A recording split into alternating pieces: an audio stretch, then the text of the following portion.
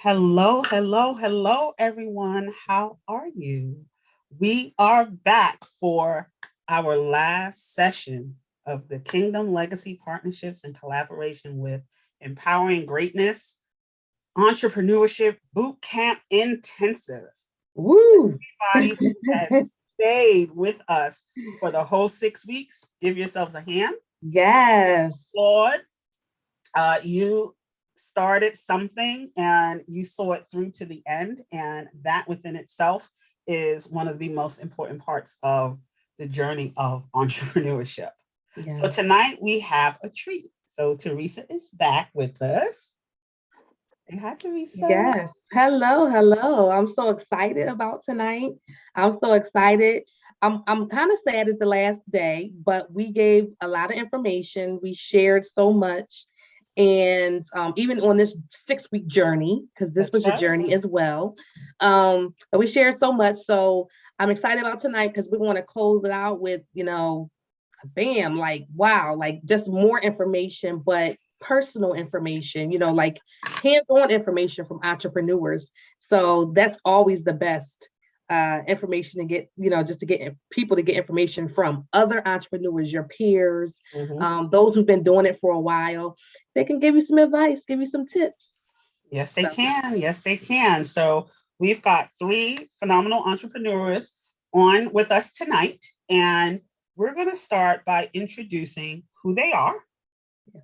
And each of us will read a bio, and then we'll go from there. So I'm going to start with Dayton Baldwin.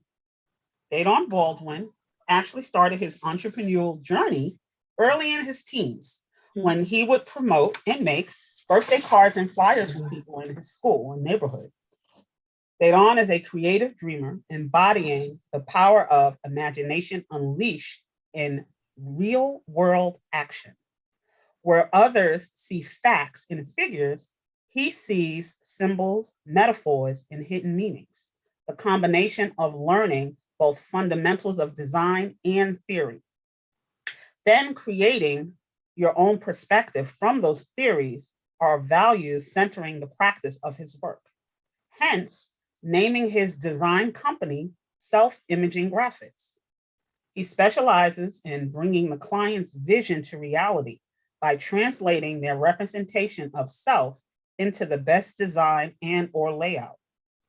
Aside from co-owning, aside from self-imaging graphics, he also co-owns Damani NYC, which is an online clothing boutique. And if he wouldn't mind showing his shirt, shameless plug, he actually designed the sweater that he has on. Mhm. And this is part of his line and his boutique. Um, Denon has a degree in digital media design, and early on in his entrepreneur career, he co-founded Pub City, which became one of the most requested design companies affiliated with New York City nightlife. Dedon's expertise in brand identity, typography, photo manipulation, web design, and video editing are just some of the amazing, amazing skills that he possesses as an entrepreneur. So we welcome Dedon Baldwin. Yes. Welcome, welcome. I'm going to introduce Miss Sylvia White, our next entrepreneur. Sylvia White is the owner and founder of Women, Faith, and Business. She's currently working in her first love as a child care director in Charleston, South Carolina, which she has worked in the field for over 30 years, including owning her own center. She is the mother of three and grandmother of eight. Nice. Ooh. And she doesn't look a day over 25. Go ahead. Yes. And last but not least is Miss Latricia Friend, who is the owner of multiple businesses and considers herself a serial entrepreneur. She's got 25 years of progressively responsible work experience combined with technical knowledge of administration, customer service, research, scheduling, staffing to provide critical support to an individual, a residence, a family office, or luxury hospitality venue. So Latricia is the owner of Household Management Services, who literally services high-end and high net worth clients throughout the New York State region. And she is the go-to for these lovely individuals, and she is their end-all be-all. She has been awarded the Private Service Professional of the Year from the Domestic Estate of Management Association, DEMA, which is actually a really big deal within her field. So if you know anything about the service industry and the high net worth industry for hospitality and homes, that's like an Emmy. So she's received the Emmy in her field, in her craft. Latricia, I have to say this because you should follow her if you don't, and you will, because you'll get her information. But she's presented at national conferences, but she hosts the 5-Star Service Club on Clubhouse.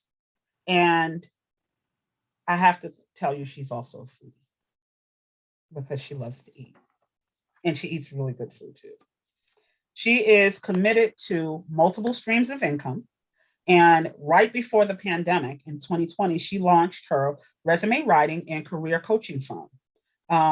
And I got to tell you, it's one of the best services that I've ever seen. So she helps job seekers, all industries. She's an expert at just really preparing any and everybody in the underserved community to make sure that they are equipped with the right resume and the right skills.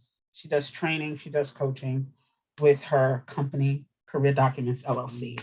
And those are our 3 beautiful entrepreneurs that we have on tap for tonight, that we're going to ask a series of questions to, and they are going to respond.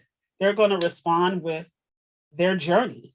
They're going to share their story. They're going to make everything that we talked about in the first 5 weeks very real.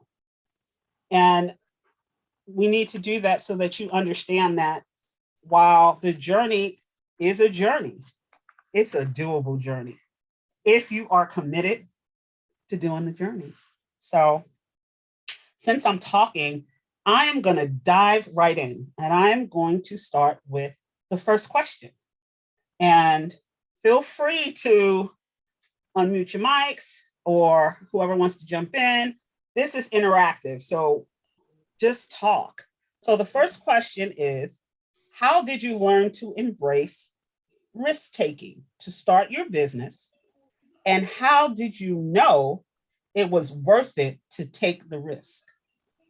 And if you need me to repeat that, I will. Wow, that's a mouthful. I would say for me, I've always kind of been a risk taker. So I think it has to be like a little bit already in you anyway. And like my bio said, I've had several businesses in my journey. And but I think it's more like I saw other people taking this journey and just really doing it. And I would get so far and then stop, and then get so far and then stop. And in the last couple of years, this last one that I started, it was like, I'm going to be all in. It is what it is. I'm going to take this risk. And I realized that the risk is worth it when I saw the results. And even though I didn't see results in the beginning, but I realized the more I pushed to go through it, the more results I began to see. Love it. Anybody else who's jumping in? Y'all just jump right in. I'm a New Yorker.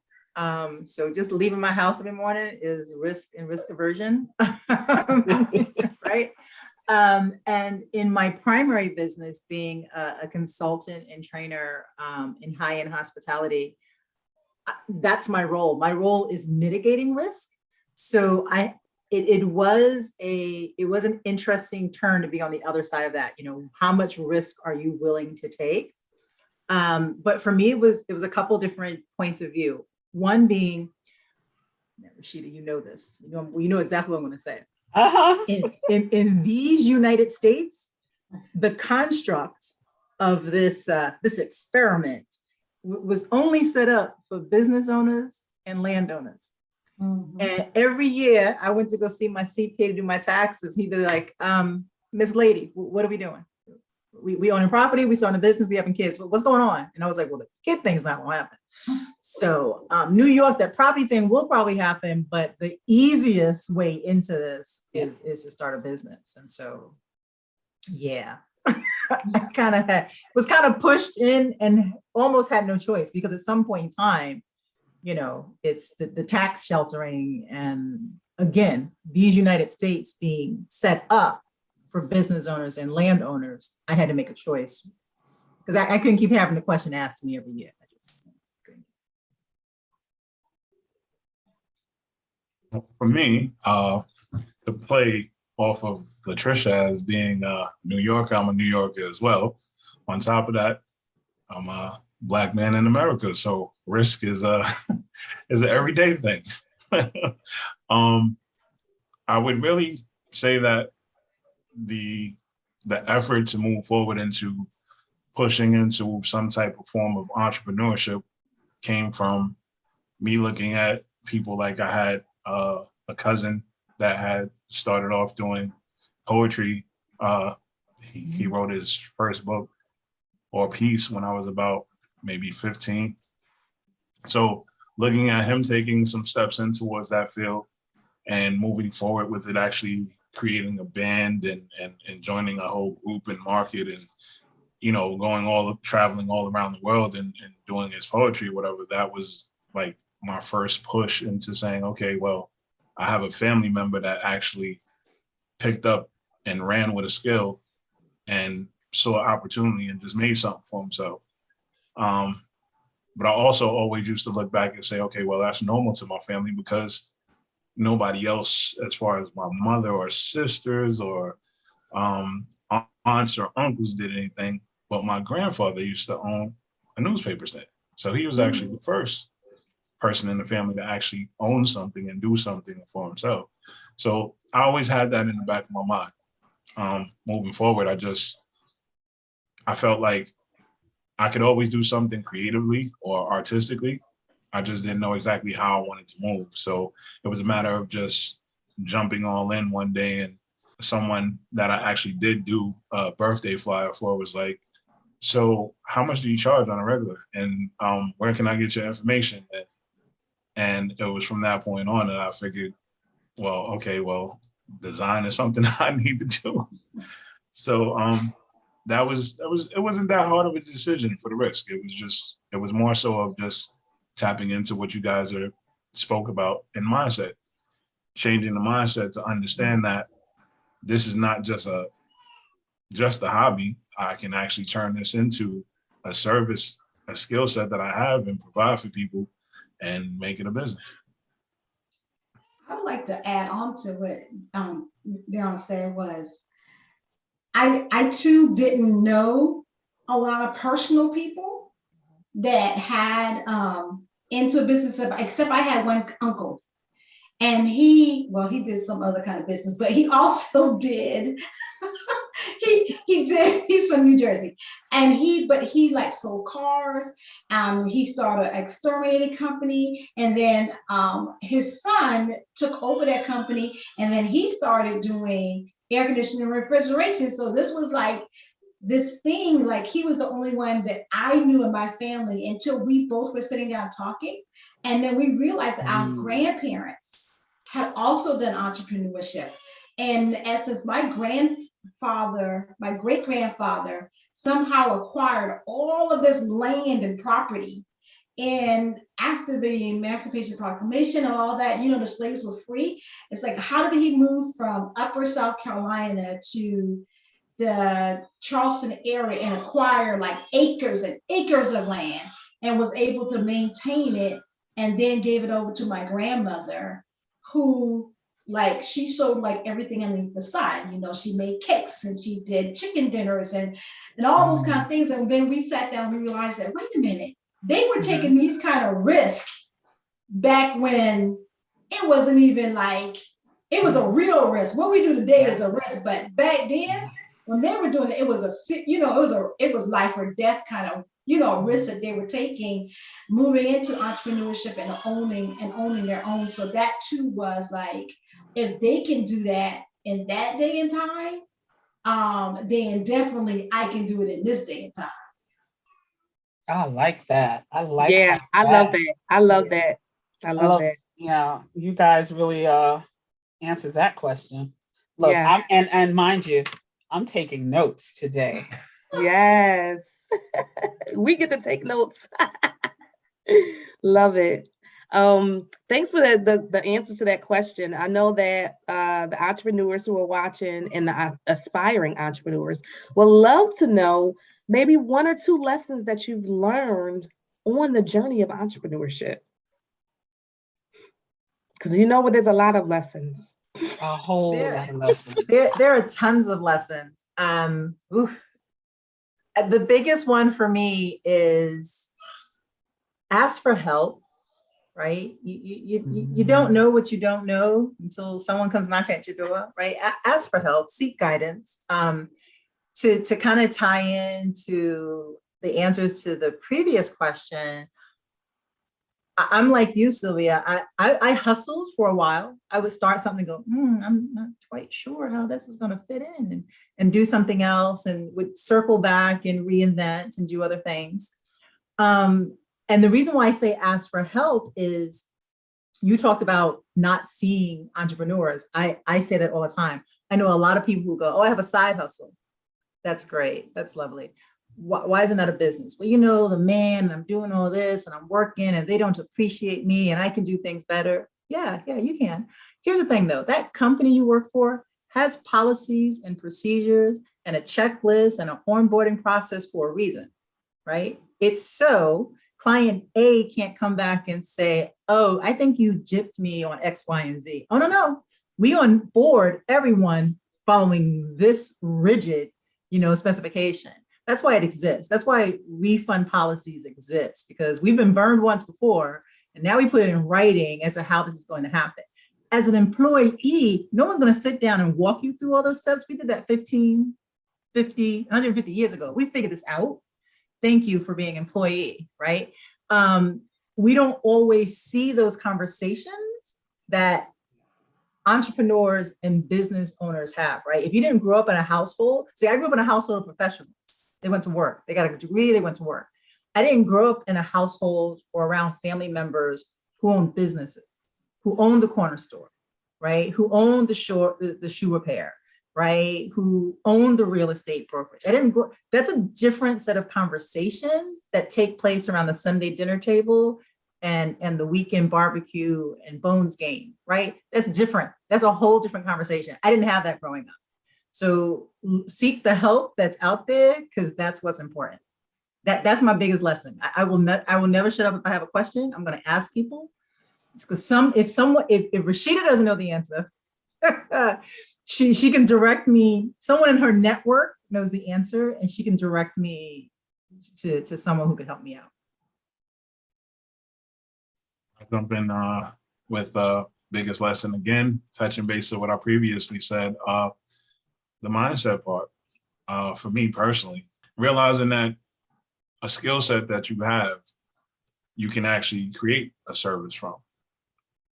Looking at it as, some of us have an idea and we don't, as Theresa said, we don't ask enough questions. We'll have an idea, but might not be confident enough in yourself to say that, oh, I can do this or whatever, but how do I do this? And then we don't push ourselves to actually look for people that we can ask the proper questions to, or even, figure out if what I do have is a valuable service or something that I can sell. I think it's a big thing also for us to not only ask questions, but just look for some type of mentorship, period. Looking for, if not someone that firsthand has a business, at least first start off with looking for some people that you may have in your extended network that may know people with businesses. Start asking those questions to those people about how did they get started. Do you think you can network me with that person, because I'm thinking about starting a business and I have a few questions.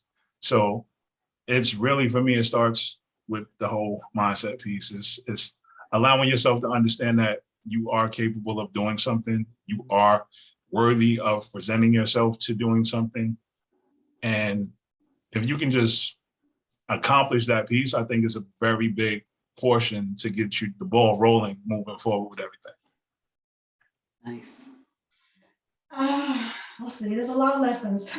I don't know if we're talking to Christians or not Christians, but one of my huge lessons that I have learned, and I'm a believer, so I'm a Christian, is that I can't do this without God's direction. And every time I try to, it fails every single time.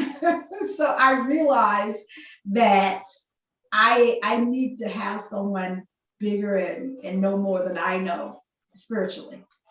On the actual human level of things, I think the biggest lesson I learned, I probably would say that I cannot look at my business as a hustle. Because when I look at my business as a hustle, that's all it will ever be, is a hustle.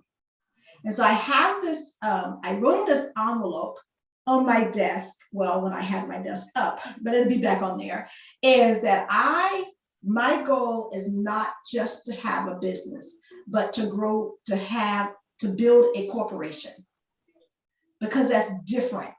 And like Tisha was saying, that in a corporation, you have SOPs, you have systems and processes in order, you have standard operating procedures, you have the things that it takes, that not only just you started right, you have an actual bank account that has your business name on it, you have an accountant, you have a lawyer on retainer. So it's a whole different level. And every time you might start off one place, but every time you want to grow, it's going to take different things that you have to do in order to grow. And I think that's the one thing that I learned, is that number one, if I keep doing this by myself, it's never going to go anywhere. It's just not going to go anywhere. I have to add more people to my team. I have to, like you guys said already, I have to ask other people questions for things I don't know. I don't know what's at my next level. For you guys who are just starting, you don't know what's at your next level. So you gotta ask, you gotta get other people around you who's willing to share that information with you, or you might have to invest financially for that information. And you might start out investing at the $100 level, but every level you go to, you're going to have to invest more. And I think that's one of the things that I didn't learn in my other businesses that I had. And my expectation was never like, why do I got to pay? Let me Google it. Well, guess what? Google can't tell you the details. It can give you an overview, but it can't tell you the details. So I had to learn that every level I want to go to, I'm going to have to invest to get to that level. Ooh-wee. She said my favorite Yes. word, Google University is not it. I love that. That is awesome. I'm not taking notes, Rasheeda, but I'm gonna ask for the replay so I can take my notes. I got you. No, Google University is definitely one of those things.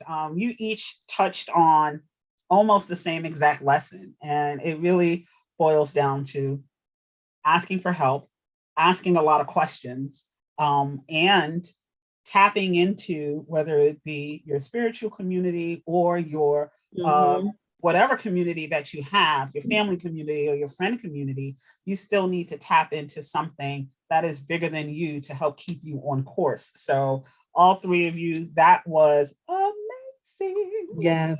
Oh my God. So the next question that we have is, have you experienced, and these are very loaded questions, so I do apologize in advance, but it's meant to pull stuff out of you guys, and you guys are doing great.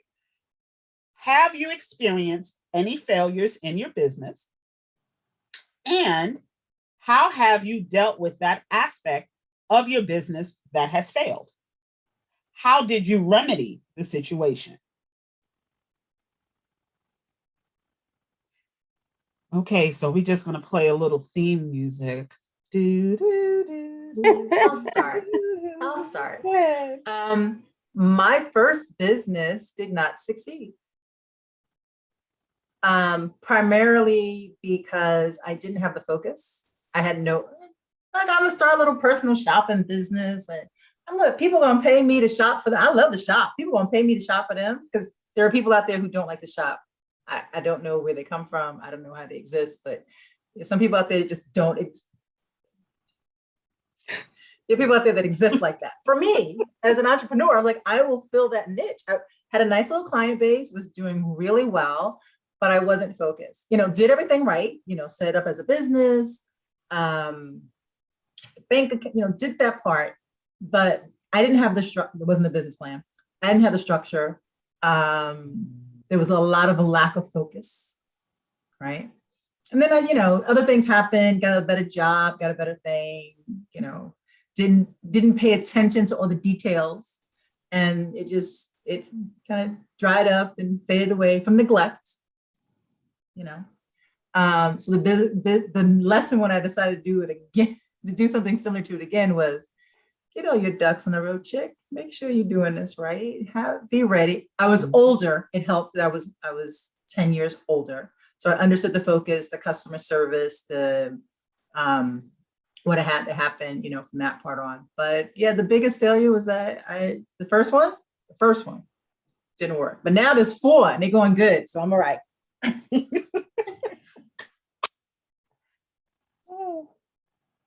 So with me, my first business as well, speaking of Pub City, the first design and promotional company that I was a part of founding, it was 3 members. And one of them was a partner from college. The other was a friend that we met at the first job that we got straight out of college. And we kept talking about, what we can do, what he does with promotion and marketing. And we was like, we should just start this business. Cool. We went straight forward, no business plan, no anything. Just the only thing that we did do that Chris, the partner, Chris from marketing, that he did do was he signed up for a mentor at SCORE. So, and SCORE is an organization that actually has a group of mentors for entrepreneurs and small businesses for you to, learn the basics of most practices. So Chris signed up for it, and he kept going to the mentor. Like, we never actually went like as a team, which is to our fault because my other partner, Chazelle, and I, we were just focused on design work, and we have a business. So in the long run of things, what happened was, in learning to understand that when you go into business with a partner, when you do not have contracts set up with your partner, and as everyone is saying, you don't have all your ducks in a row and everything put together on how things should fold out in the long interim of things, it gets a little crazy. So the lesson from that one was learning the importance of contracts and structure. That was it. There you go. Shucks. So I am a failure. I think my biggest failure was when I went through life experience. I always call it life experience. I had a full daycare that back then it made from October to December, it was grossing $45,000. And that was in those couple of months. But then I went through a life experience.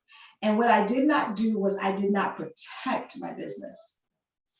And so because I did not protect my business, as into having a lawyer, making sure everything was covered for me, I lost it all. I lost it all. The accounts, I put people in the accounts that I shouldn't have on my business, on my bank accounts. and they were able to, they took all the money. And so I learned that I'm going to have an accountant as CPA, and I'm going to follow the guidelines that I should follow. And I have, have the things set up the way that they are supposed to be set up. I have a lawyer on retainer. So it's, that was detrimental to me. And I lost a lot of confidence in running a business. And so I had to build my confidence back. So I understand that some things are going to fail. I mean, but how I did that was I started reading about Mary Kay and Hobby Lobby and Chick-fil-A and all these people who had these corporations, and they had a whole lot of failures before they got to that it. Where they 10 times it. So I understood that failure was a part of business that we shouldn't be ashamed of, and we should talk about. So that was my failure. Ooh, I love it. I like, Miss Sylvia, how you started by saying you were a failure, and my mindset antennas went up. But at the end, you said that was my failure. Yes, that's a totally different, perspective. That part.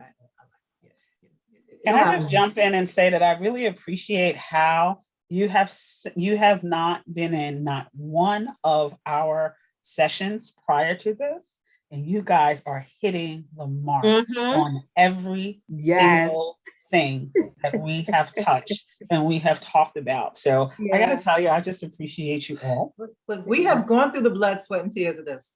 That's why we got you guys on here. The late nights and it's gonna be what can I left over tonight until it gets to the point that I can do that. That's a business expense. That's fine. It's okay. Yes. That part. Yeah, that happens. But we've been through the blood, sweat, and tears. It's the same story. Different perspective.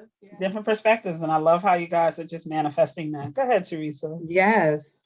So my question is, what is the best piece of advice you've received from another entrepreneur, like maybe prior to you becoming an entrepreneur, or on your journey of becoming an entrepreneur? What was the best advice you received from a mentor or just another entrepreneur, a peer? Oh man, I got this one. Then it was the best advice that I got was be you. You don't have to be all these other people. It doesn't matter if it's, the scripture said there's nothing new underneath the sun. So it doesn't matter if there's 500 other women groups. Be you. Doesn't matter if there's 1,000 more virtual assistants. Be you.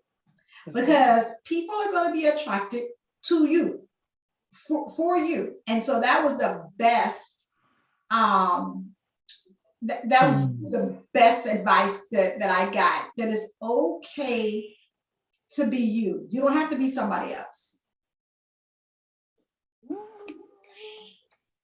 Yeah. I love that. I would also piggyback off of the be you.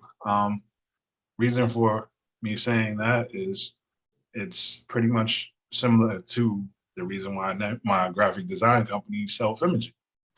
Part of what I do in trying to produce the best design or layout for my clients is I take all of the information that I can. Like, I basically quiz my clients on everything about them. Like, where did they start? Where did they get their idea from? What are some of the things that move them? What is the goal of the company? What is the dynamic that you're trying to reach? What market are you trying to reach? What are your favorite colors? Do you know anything about colors? Do you know that colors have meanings? I give all of these little pieces of quizzes to extract all of the information I can from my client so that I can produce with the understanding of the of course, professional skill set and structure of typography and everything, but the initial essence of what comes from the idea of the design comes from everything that I quiz my clients on. So that would tie into the self-confidence, a big part that was something that many of my friends and mentors, and even Rasheeda herself, has always tried to promote to me, is the self-confidence of who you are. Who you are is important. Just represent who you are in your brand, in your company. You will have a demographic of people that are definitely going to be attracted towards that. And you want that core root of your grassroots following to actually come on board and become part of a culture of whatever it is that you're doing, and they actually start to help promote for you. So the self-confidence thing would be definitely one of the best pieces of advice also that I've always received from mentors or peers. Before y'all continue on, just to piggyback off of you two, what you said, it just came to me, basically that what you're doing, even what you just said you're doing, when you be you, you're providing a unique experience. Absolutely. For your clients and your customers when they deal with you, when you be you. So I just wanted to just mention that, just for the entrepreneurs, based off what y'all just said. Oh, there's so many great pieces of advice. My word of the week has been clarity, clarity, clarity, clarity. And that was what my first business mentor taught me. He was like, are you clear? I need you to get clear. Why are you doing this? What is it that you want to do? Why do you want to do it? Yeah, you got a name. Yeah, you got an image. Right? But what are you trying to do? So it could be the same thing, being yourself, being real clear what it is you're trying to do and why you're doing it. Because a business solves a problem, right? And what's the problem that you're solving that you uniquely can solve for someone, right? So just having clarity in what you're doing, why you're doing it, what problem that you're solving. That's the best piece of advice. And I'm just going to piggyback on that and say, this is not only for service, but it's also for product. Because a lot of times when you have a product-based business, someone will say, well, what problem am I solving by blinging bottles? And you know what?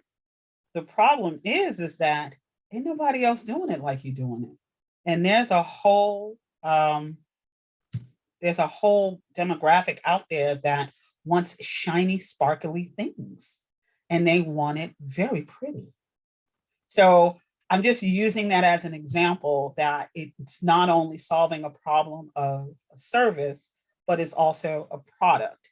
And that product could be anything. I mean, look at the guy who invented the little things that go on the end of the shoelace. Who would have thought? But that served a really big purpose. And I'm sure that people around him were probably like, well, what the hell is that?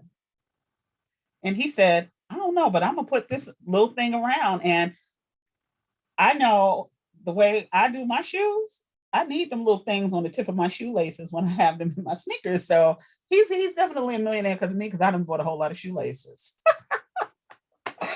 The next question that we have is, do you have any books or self-help resources that you would recommend to help new entrepreneurs on the journey or existing ones?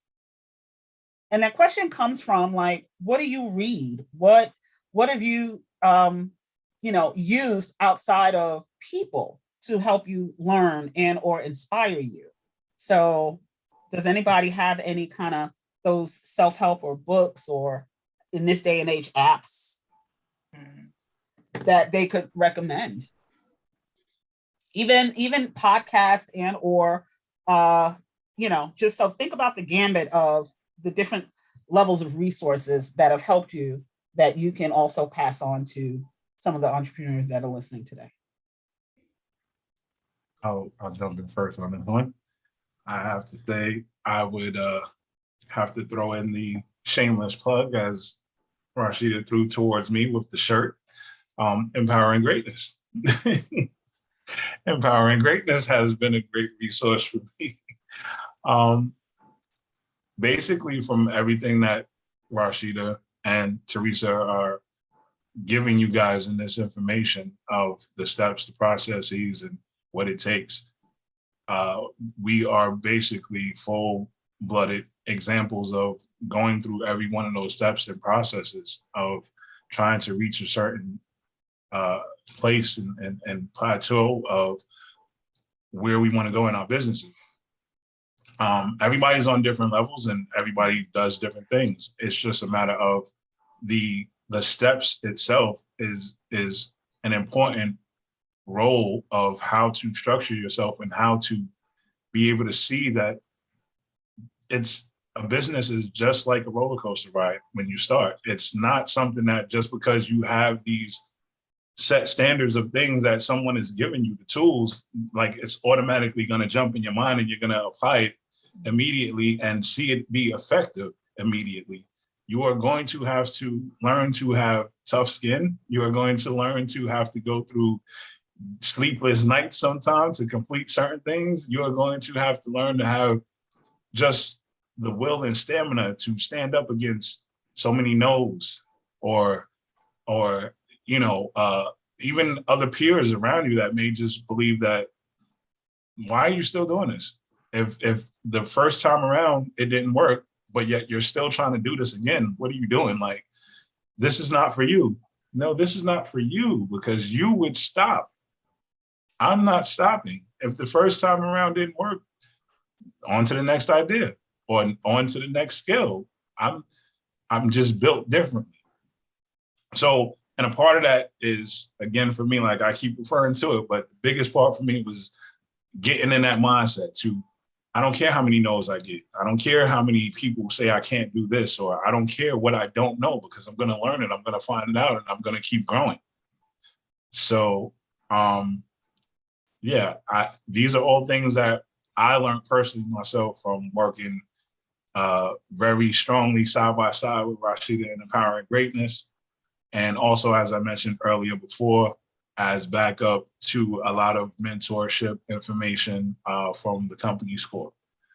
It's these things are very important for you guys to actually pick up on and find whatever resources you can to help you structure or to help you just put you in a space where you're comfortable with feeling alone at times on this journey.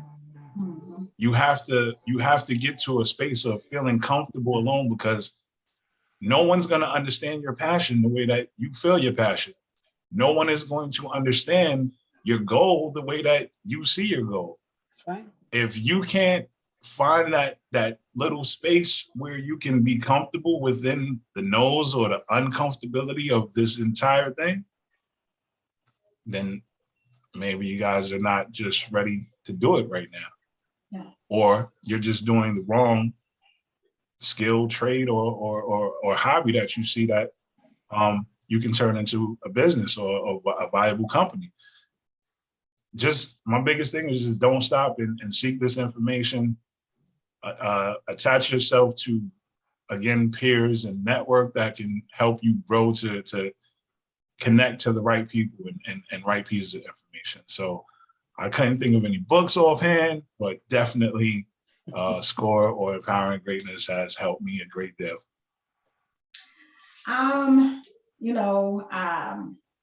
Like I said, I'm a believer, so I read Proverbs. I mean, Proverbs have so much business know-hows, how to act, how to behave with business, how to deal with different things in business. It has so much about your character, how your character should be, about yourself. And so I read a proverb every day. I read a book of Proverbs every day. And I try to, whatever verses stick out during that reading, I journal it, I write it down, try to apply it in my business and in my life for that day. And it's so much. So every time you read it, you're going to find something different. So that's what I do on that part. But the other book that I would recommend, and I cannot remember the author, and I don't have my Amazon tablet with me, but it's The One Thing.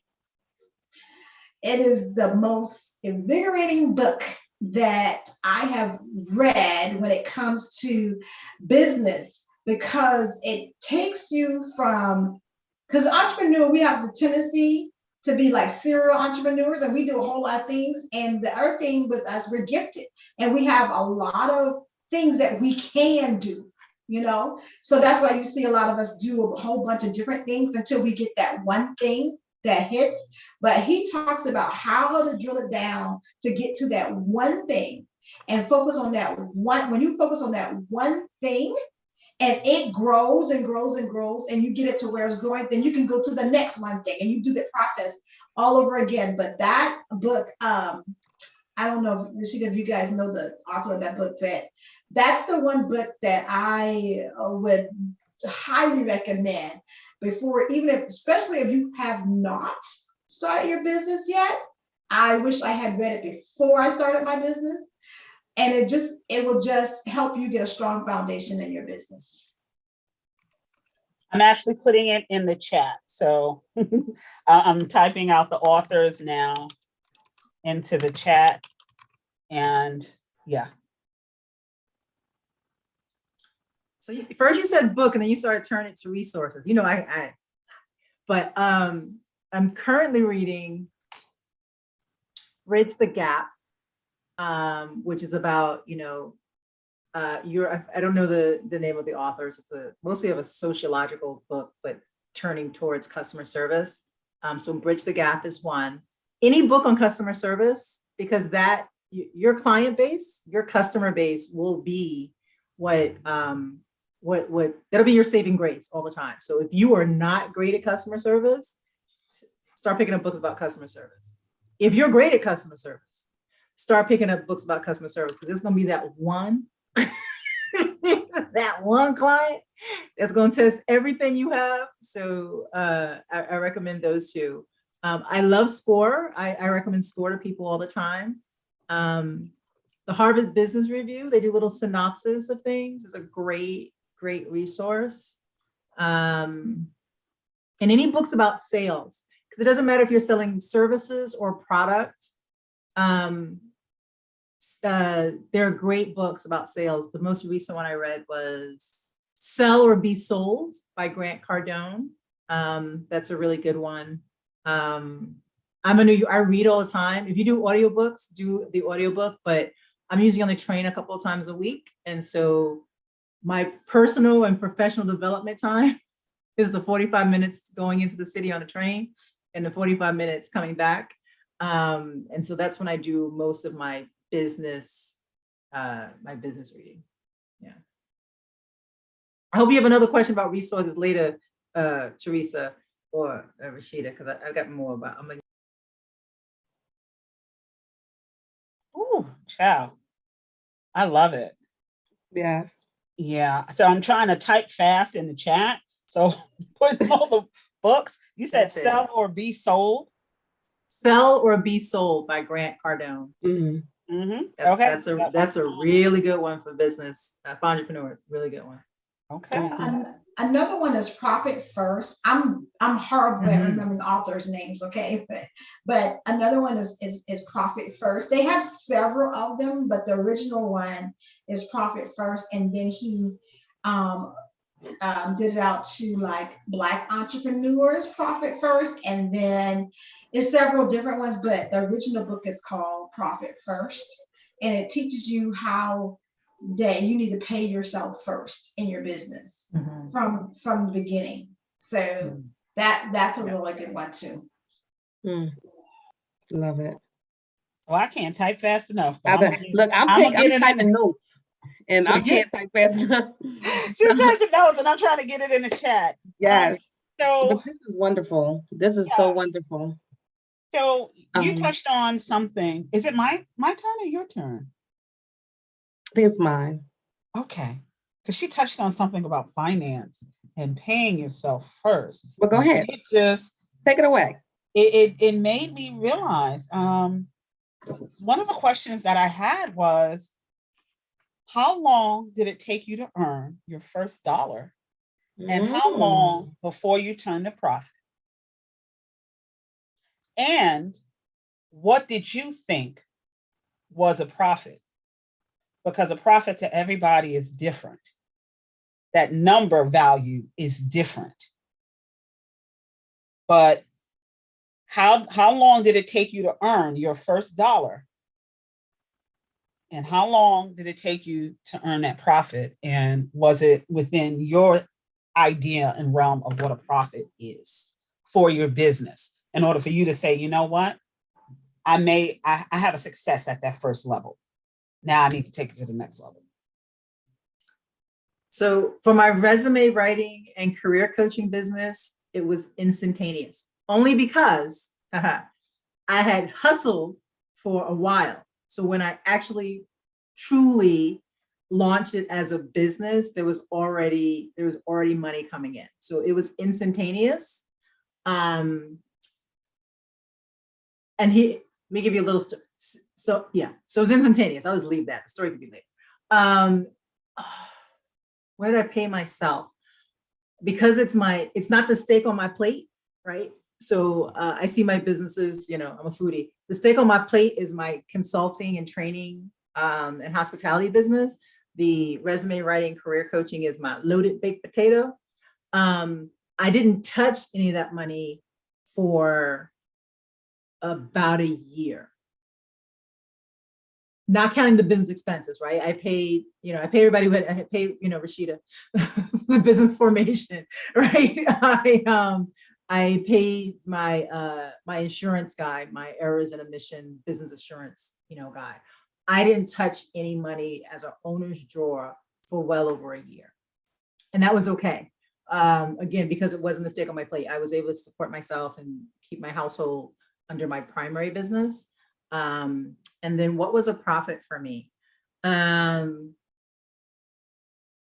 When I was able to pay for professional development for me as a resume writer, and coaching and not blink. It's like, oh, that's the price? All right. Right? That's a different level. And the price at that, it was a couple of $1,000s. It was over $2,500. Let's call it $3,000. And I was okay with that, right? And I agree with what Sylvia said before. If you're at the $100 level for help, take it, pay for it. It's a business expense, do it. At some point, you will be at the $2,000 level of help. And at each point, you should get a return on investment that moves you, right? That moves the needle for your business, that moves the needle for you personally and professionally. So yeah, for that business, that's what it was for me. I would say the profit, oh man, I think I turned a profit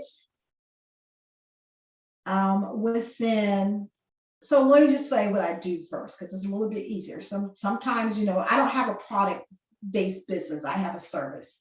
And so you don't have to, if you don't have products, then you don't have to, you don't put out as much money.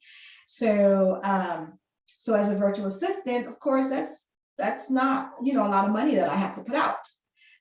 So I think within the first 3 months, I turned a profit, and I was so excited because I was able to add on another virtual assistant that I could bless and help her build her business.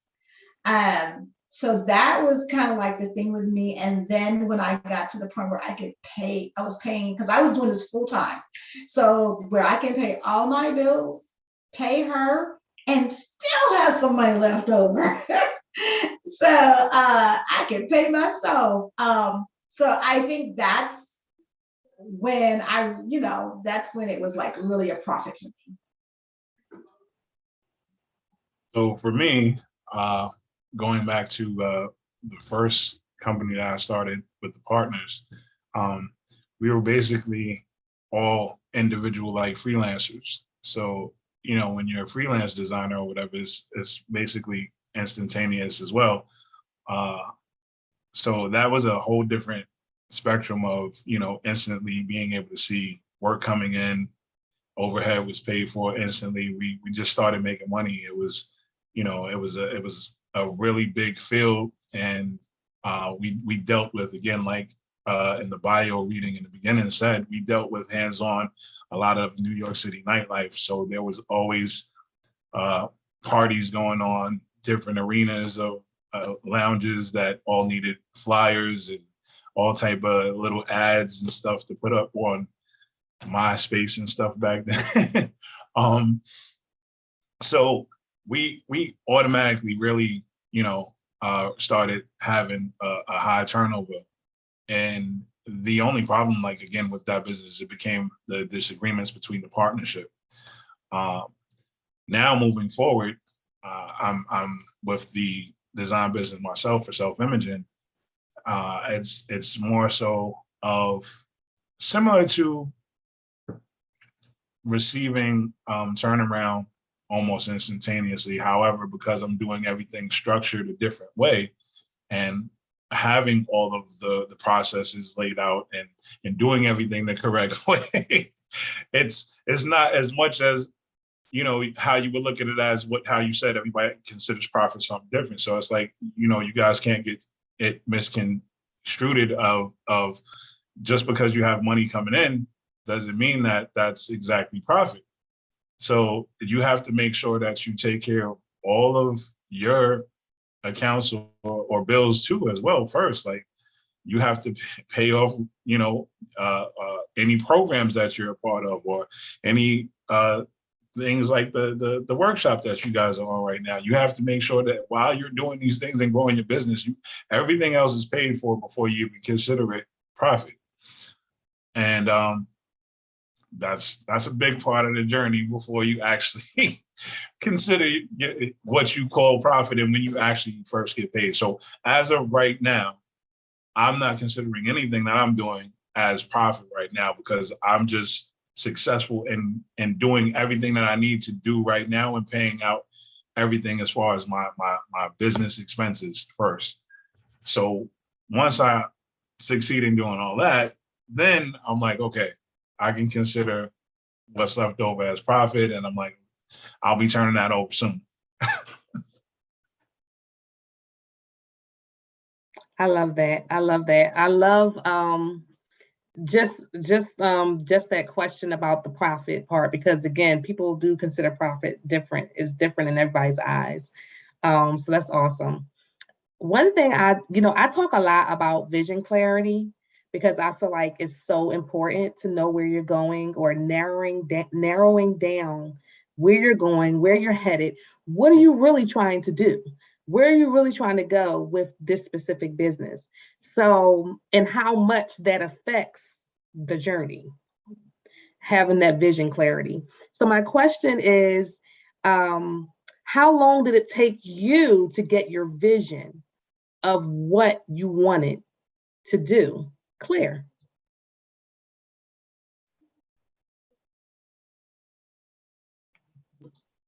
I'll go first on this one. I think when I was doing some sessions with Theresa, and yes, indeed. And she's like, you know what? I don't really think you should be doing this right here. You really should be empowering women. You really should be talking. You should be teaching. You're really good at this thing. And I'm like, it's like something I just kept running away from. I just kept running away from it. I kept running away from it. And I had women faith in business. I had it, but it was like in the way in the back. It wasn't something I was like, okay, God, that's something nice. But I ignored it for 3 years, like literally ignored it. And so when I started working with Theresa, I was like, no, she didn't. And then after I worked with her, this lady inboxed me on Instagram and said the exact same thing. And I was like, I am not doing this. I'm just not going to do this. And I refused. And then I woke up one night in the early morning and just was like, you need to do this and you need to do this now. And so it just hit me. And when I said, okay, I'm going to do this, it just took off. We went from 0 in the group to we almost at 100 in our group. And that was just in the last month or two, and it's growing organically. And we went to a podcast where Women, Faith, and Business podcast. We went from 0 to I don't know how many downloaded podcasts, but not only that, we was picked up on a radio station, and so now we on a radio station. The podcast is on a internet radio station that now too, and so it's all kind of like happened since January. We're doing a brunch, this big brunch in where is it? Where are we doing this brunch at? In Virginia, in West Virginia, with over 50 women registered. And so I'm like, and this has all happened since January. So that's when I was like, okay, this is what I still do my virtual assistant, but this is Women, Faith, and Business is what I'm supposed to be doing. So yeah. So the clarity of what I wanted to do. I guess I always kind of had a vision, again, of it being involvement of something creative and design. Being a freelance designer was something that I was comfortable with. And I had to, again, learn to adapt to not be so caught up in being comfortable. A lot of times we may be good at something and we become comfortable with just a certain level of, being good at that one thing or that one aspect of something, whatever it may be. However, if you have the opportunity to grow, push forward and build something that you have of value to a next level, and you get a mentor or someone that gives you the information and gives you that push to tell you, listen, this is what you should be doing. Again, I have to give the credit to working with Rasheeda and Empowering Greatness, with the first time that she ever approached me with, okay, we're going to do a SWOT analysis for you. And then me like, what is that? And then actually going through it and doing it. It again, and what you guys said, you guys touched base on some of the days that you've already spoken in this whole journey. Your personal thought or your personal thoughts of yourself actually holds a great deal of weight into the level of confidence moving forward with your company or your business. Again, as I mentioned earlier, you will have to get to a point of being comfortable with no's and comfortable with being in uncomfortable positions at times. So personal life does have a certain amount of balance that weighs on what you are capable or focused on doing in your business. So I really think that the whole process of going through learning what your strengths and weaknesses are through a SWOT analysis is something that a lot of people may not have heard of or may not know of, but it's an important thing for you to understand what your strengths and weaknesses are and how you move as a person, period. And this will definitely roll over and lay over into your business. If you do not change your mindset personally, you can't change your mindset completely for your business. You can try to fool yourself and say that I'm ready to do this, but when the trial and error actually puts you in the fire, it's different when you're actually there in the midst of, how am I going to handle this? How am I going to do this? How am I paying for this? What am I doing moving forward with these other businesses that I have to connect with or have to do business with? I don't even like this person or how they function. These are all things that will pop up. And if you are not aware of your own personal strengths and weaknesses and see how that applies to you and the methods that you use as an entrepreneur with your business, you'll have a lot more setbacks if you don't know those strengths and weaknesses. Because if you try to, again, move forward with anything in your business that you're not sure of, as meaning that you don't have the proper information or there's a way to do something better or easier, if you didn't have the confidence to ask the question in the first place, which is what we spoke about earlier, then you might waste a whole lot of time and a whole lot of struggle, or maybe even a whole lot of money, if you would have just asked the right question to the right person in the first place. But if you don't have the confidence to break out of your shell to admit that I don't know everything, or I may not know everything moving forward with this, and be able to just ask a question, then it makes everything hard on you. And you know, so learning to understand a balance between your personal and your business, and knowing your strengths and weaknesses is something that I definitely really grew from with working with Rasheeda and Empowering Greatness for that. Got to help people to see. You got to know what you're looking at to go forward. Go ahead, Latricia. So how long did it take me to get the vision and clarity? Two of my businesses are service-based. That's the consultant training and hospitality, and the resume writing and career coaching, right? There's no product to that. So with the first, for the consulting, it took a couple of months. It actually came together while looking for a great family to work for, while looking for a really good place to land.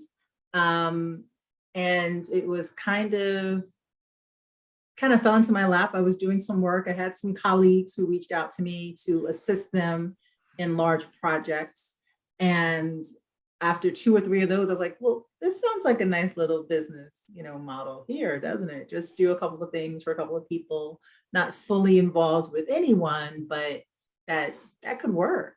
I made it work. Luckily, I knew people who were doing, we call it fractional estate management or fractional household management, meaning a fraction of my time is devoted to the Frazier household, and a fraction of my time is devoted to the Baldwin household, and a fraction of my time is devoted to the White household. They all know that that's what's going on. And so like the Satchell household, no one needs a full-time me, but they all appreciate having me come in to apply my skills and talents to them. So that took a couple of months to figure out, oh, this is what you're doing. This makes sense as a business model. For the resume writing and career coaching, again, it was pretty instantaneous because I'd already been doing it, and I was a independent contractor under a resume writing firm.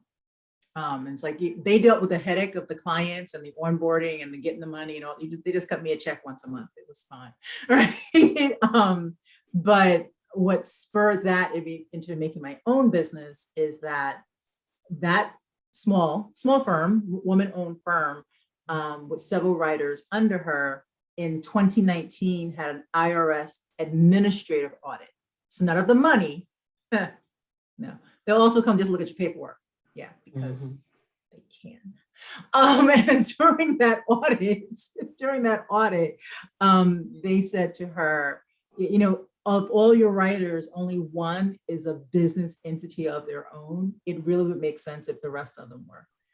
To mitigate her risk, right? I saw it clearly when she had the conversation with us after it, and I said, 2020, no problem. This will be done. And in January 2020, all set up, all ready to go.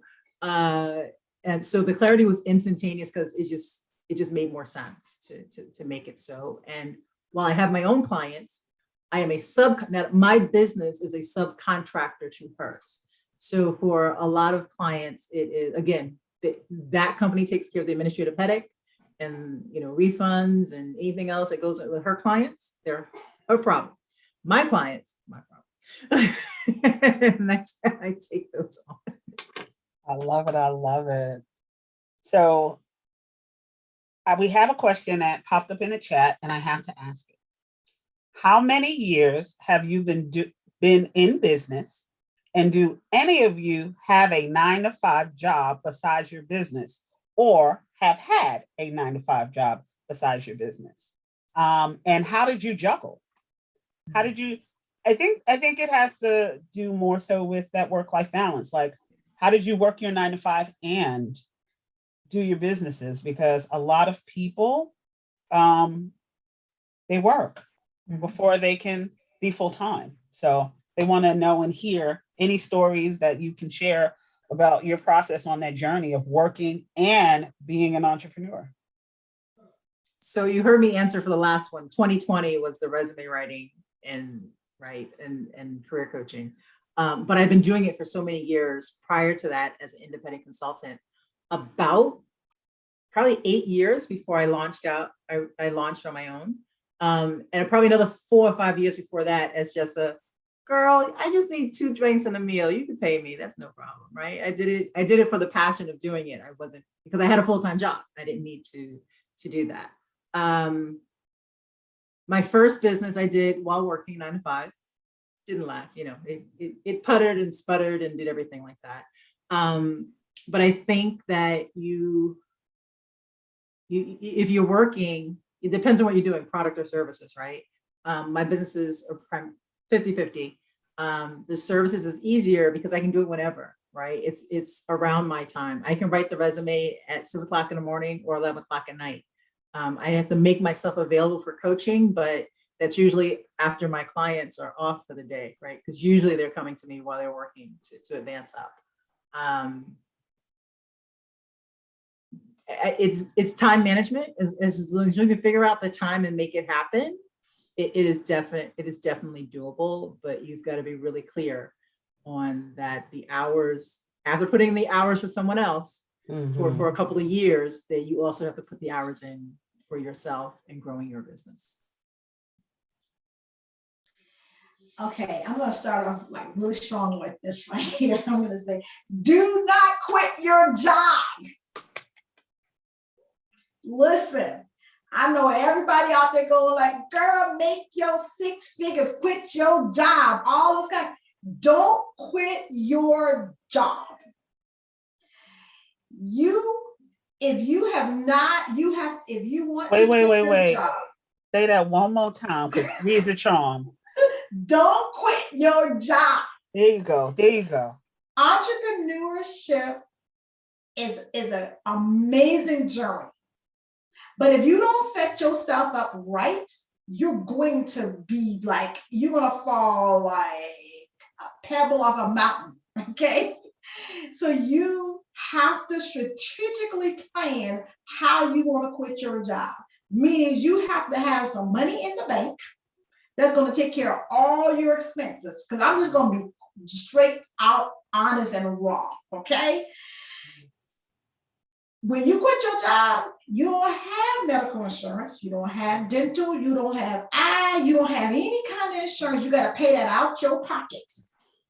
When you quit your job, yes, you might say, you have everybody say, oh, you have freedom and everything, but understand everybody around you is still going to work. Okay, so there's some freedom, but ain't the freedom that you think, like they're making it out to be. And a lot of those people who saying all that stuff is still working a job. Okay, I just want y'all to know that's true. I have not worked on a job for 3 years, but it wasn't by necessarily choice. I got released from a job, and it was right before the pandemic, and I couldn't find a job. So I started doing my stuff full time, but I was working on a job before that point. And that's why I can tell you, don't quit your job because these people telling y'all to quit your jobs. Please do not do it. You're going to go back to work.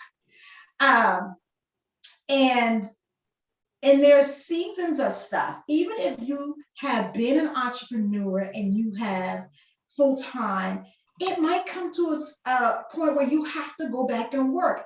That's okay.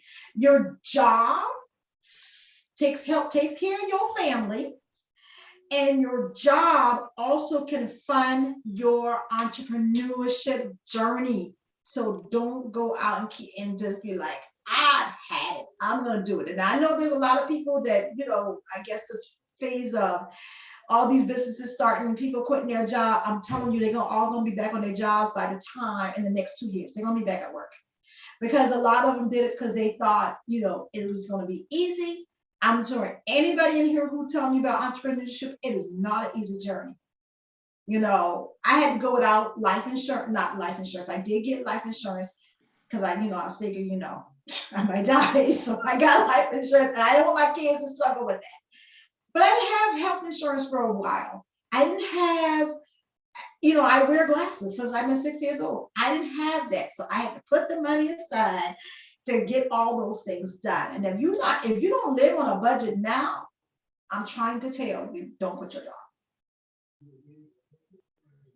job. Definitely, it is real, and there are a lot of individuals out there right now that make it seem like it's a whole lot easier, or it's a 1, 2, 3. You're gonna have a business, and your business is gonna blow up overnight.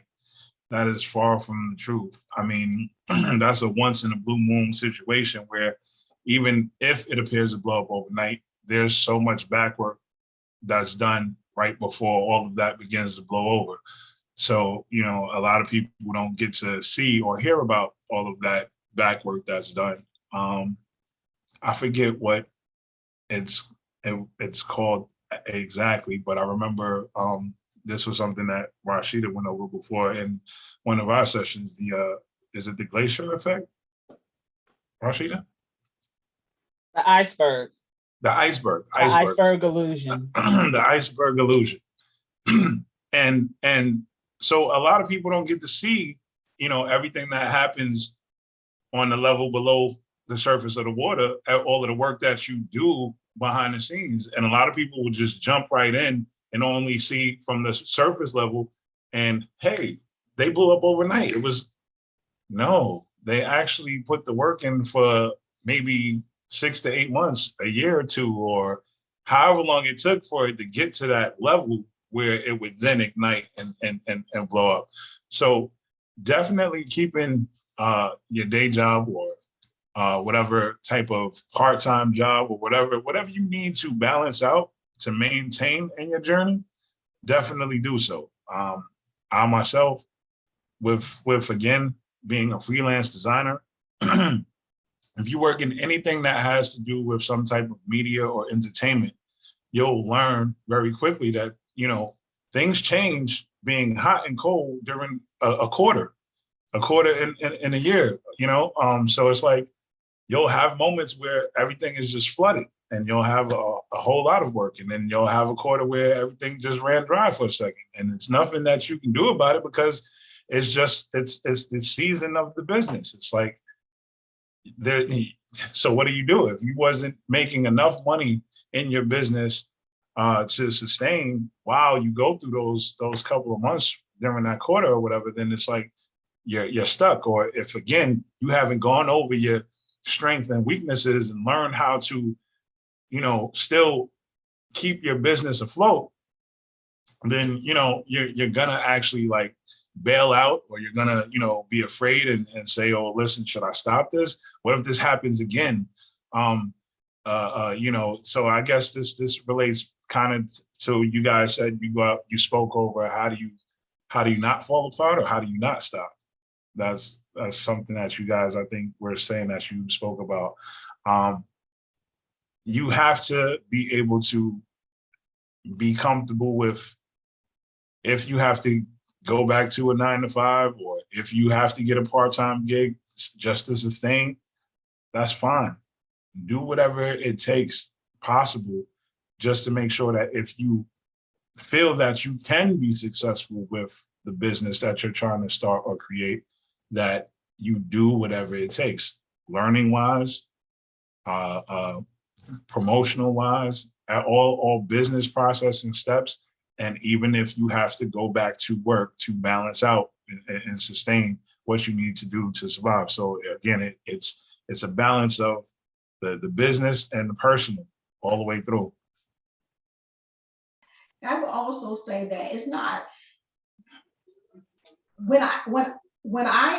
my business actually is rock solid events and planning. Well, during the pandemic, everything that has to do with events shut down. So I was either going to have to starve and look at my landlord in the face going, I don't got no money, or I had to go get a part-time job. I worked a part-time job for a while, and then I stumbled into virtual assisting and realized, hey, I can make some pretty good money doing this. but it was something that happened during the pandemic because everybody was home. So you have to look at those trends and see what can my business pick up doing that I may not have been doing before. This may have been my focus. Event planning was my focus in the beginning, but I did virtual assistant work for my event planning parents. So clients. So it wasn't the focus. So I flipped it and became doing the virtual assisting. And from the virtual assisting, I ran into notary stuff, which was huge because what was everybody doing during the pandemic? They was redoing their homes. So you have to pay attention to all these trends. And I made like $20,000 literally in 8 months doing signings. So I didn't stick to just what I knew. I just kept reinventing because I technically didn't want to go back on a job. It was hard for me to find one during the time. But doing this, you look at those trends because where some people lost during the pandemic, a lot of people gained during the pandemic too. So you have to look at those trends, pay attention to what they're doing, and look at those pieces of your business that maybe I can turn this into a digital product. Since everybody's online now, and I can make money. I have she's my friend, but she's also a coach of mine. She does $1 products, y'all. $1 products. This chick makes, whenever she does this $1 sale of downloads, this chick make over $2,000 to $3,000 in 1 week. But she found something that worked for the industry that she's in, and it works. So she can say, I need $3,000 to go on a trip. She does a $1 sale. Ms. Rasheeda, we need to talk about some automations and digital freebies and set me up because I need some of that. I need some of that. So you have to pay attention. And if you want to get off your job, that's fine. Nobody's saying that you can't get off your job. You just have to do it strategically. And don't just listen to what the naysayers are, not the naysayers, these people are here saying, because the reason why they can be off their job is because they get you to buy their products. And that's fine. But you just need to make sure that you are strategically planning. Like I moved back to South Carolina. Well, what I do, I have to reestablish my licenses and notary stuff here in South Carolina. So guess what? I took a job. Until I get all that reestablished and work my network here. And then, I'm giving myself a year to 2 years and I'm gonna be off the job again. But I already know what I need to do that. So I'm just gonna jump in and just share a quick anecdote to that. And that is that I have been working and doing my businesses since about 2010, 2012. And then I was not working anymore. And then the pandemic hit and I did exactly what Sylvia said. And I pivoted and my businesses blew the heck up. I was able to make money. I was able to turn a profit. I was able to ride what was happening with just the whole everything. And I was also able to move during a pandemic with having no job, just based off of my business income, because I was strategic in making sure I paid attention to the shift. And now that COVID is kind of coming back into play, the business is still good, but there are other things I realize that I want to accomplish. And in wanting to accomplish those things, I'm back at work. And I'm still doing both. And I'm figured out a way to do it successfully. And a lot of it has to do with balancing your time and your energy, making sure that if you are working a 9 to 5, you are structuring yourself the way that you need to. And when you get off of work, you're off of work because the rest of the time is yours. And then you need to siphon the rest of that time for what you need to do for your life or your children or your boyfriend, your wife, girlfriend, whatever, and your businesses. So it's work-life entrepreneurship balance. It's not just work-life balance. It's a 3-way split, work-life entrepreneurship. And it can be done with something as simple as making a schedule and sticking to it. Sis, that's my post tomorrow. Work-life entrepreneur balance. That's the post tomorrow. That's it. Tag me in it. I love this because it piggybacks off of what we talked about, the things that prevent us from moving forward Right. is not being flexible on the journey of entrepreneurship. Right. You have to be flexible. You have to be able to, okay, I'm gonna still do my job, my business, but I'm going to go to my job. I'm going to do a job also. Or like you had to pivot. Like you have to be flexible. You can't just have this one way Right. of doing things. This is the only way I'm going to get to where I'm trying to go. No. There's going to be different twists and turns on this journey where you're going to have to be open to do things differently to still reach the same goal. The to still same reach goal. The same place you're trying to go. Absolutely. It just changes on the journey. That's all. You still want to get there. You just got to make a left turn instead of a right turn. But eventually, them turns will get you to your end point. They'll still get you there. Got to be flexible. I love it. I know we talked a lot about momentum. I shared on momentum and shared on just like what not having momentum does. So my question is, have you, any of you, ever lacked motivation and the momentum to push forward? And how did you get over that? Okay. Lacking motivation or the momentum. I've definitely experienced from, again, the personal work balance and everything. I've definitely experienced many a times that I've reached the point of just like creatively I felt dry. Like, how do I sustain with doing this as my business when before, when it was just a hobby and I was freelancing or whatever, it was like, I do it because I like it. I do it when I get called by somebody that referred me to someone else. I never promoted myself or anything. So it was just like, you know, if I get it, I get it. You know, I didn't put too much value into it at that time. But then when it actually becomes a business and, you know, people always tell you, well, do what you love. You have to really love what you're doing, because if you do get to points where you run dry, if you don't love what you do, you will give up. So you definitely have to have, you know, something that you do have a very adamant love for. So that way, when you do reach those points, and anybody that tells you that they've never reached a point of feeling run down or dry or hit a wall or anything, they are just straight lying to you, period. Because it's a part of the process, period. It's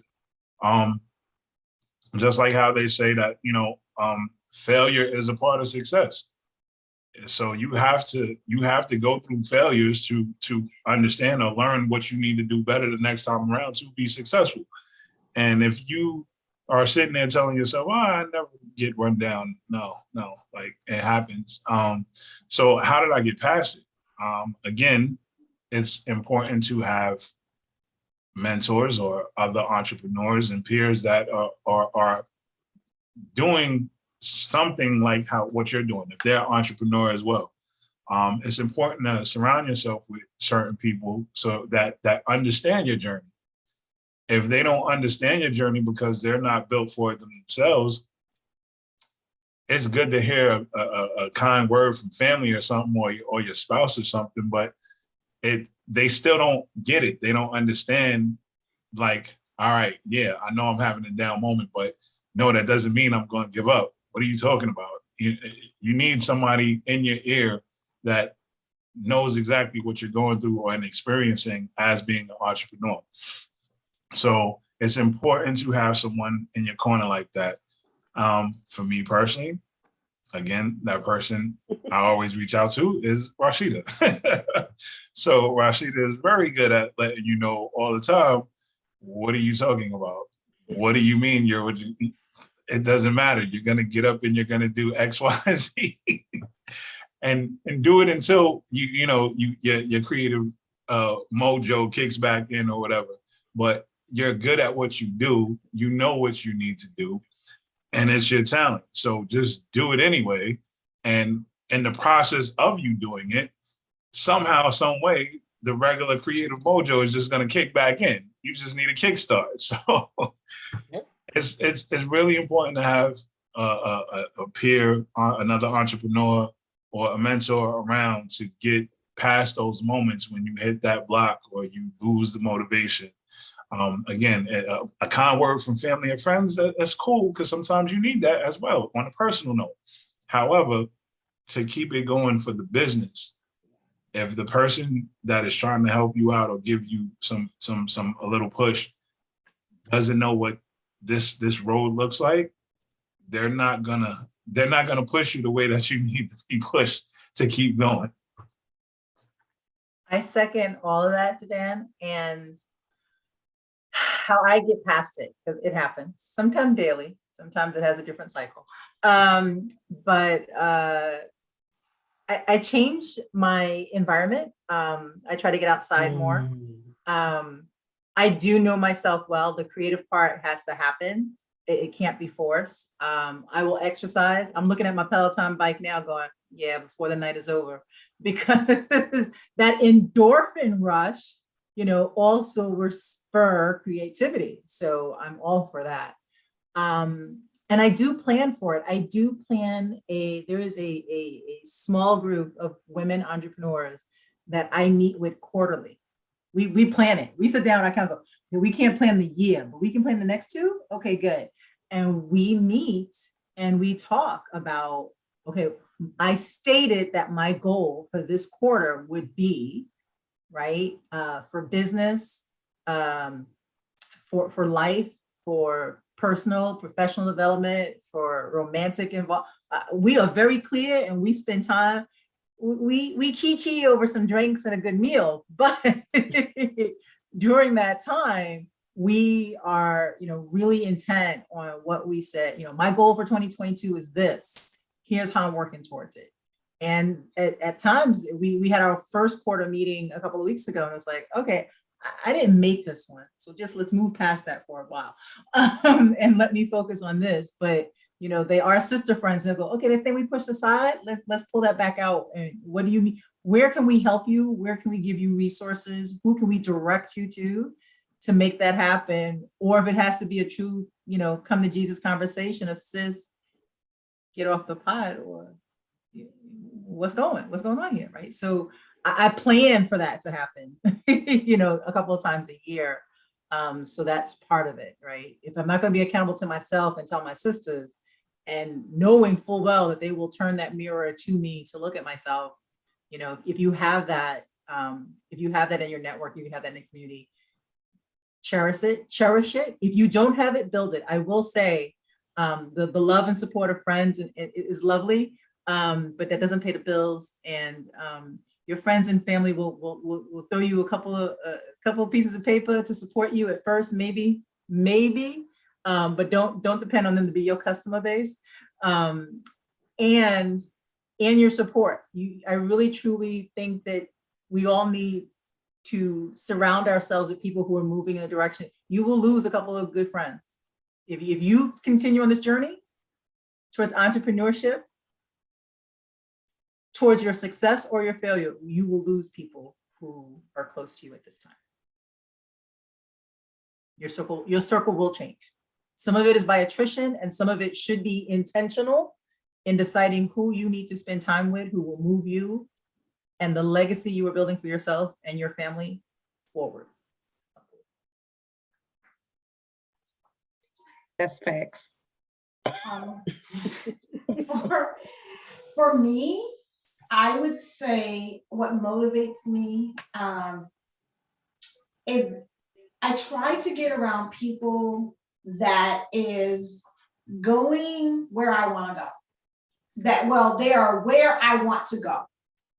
And I have to know myself, and I think you have to know yourself. You have to know what motivates you and who you really are.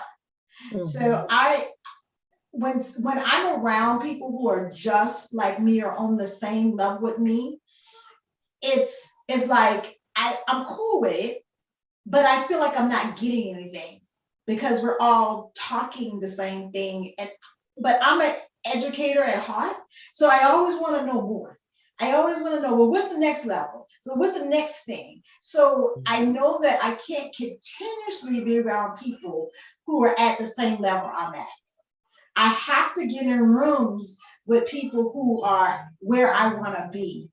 So that motivates me to keep looking for those people and keep finding those people to hold me accountable. And I was in a mastermind group for a year, like a whole year. Like I couldn't even believe I stuck with it for a whole year. Every Friday night for a whole year, I was in a mentor mastermind group, and it was an investment.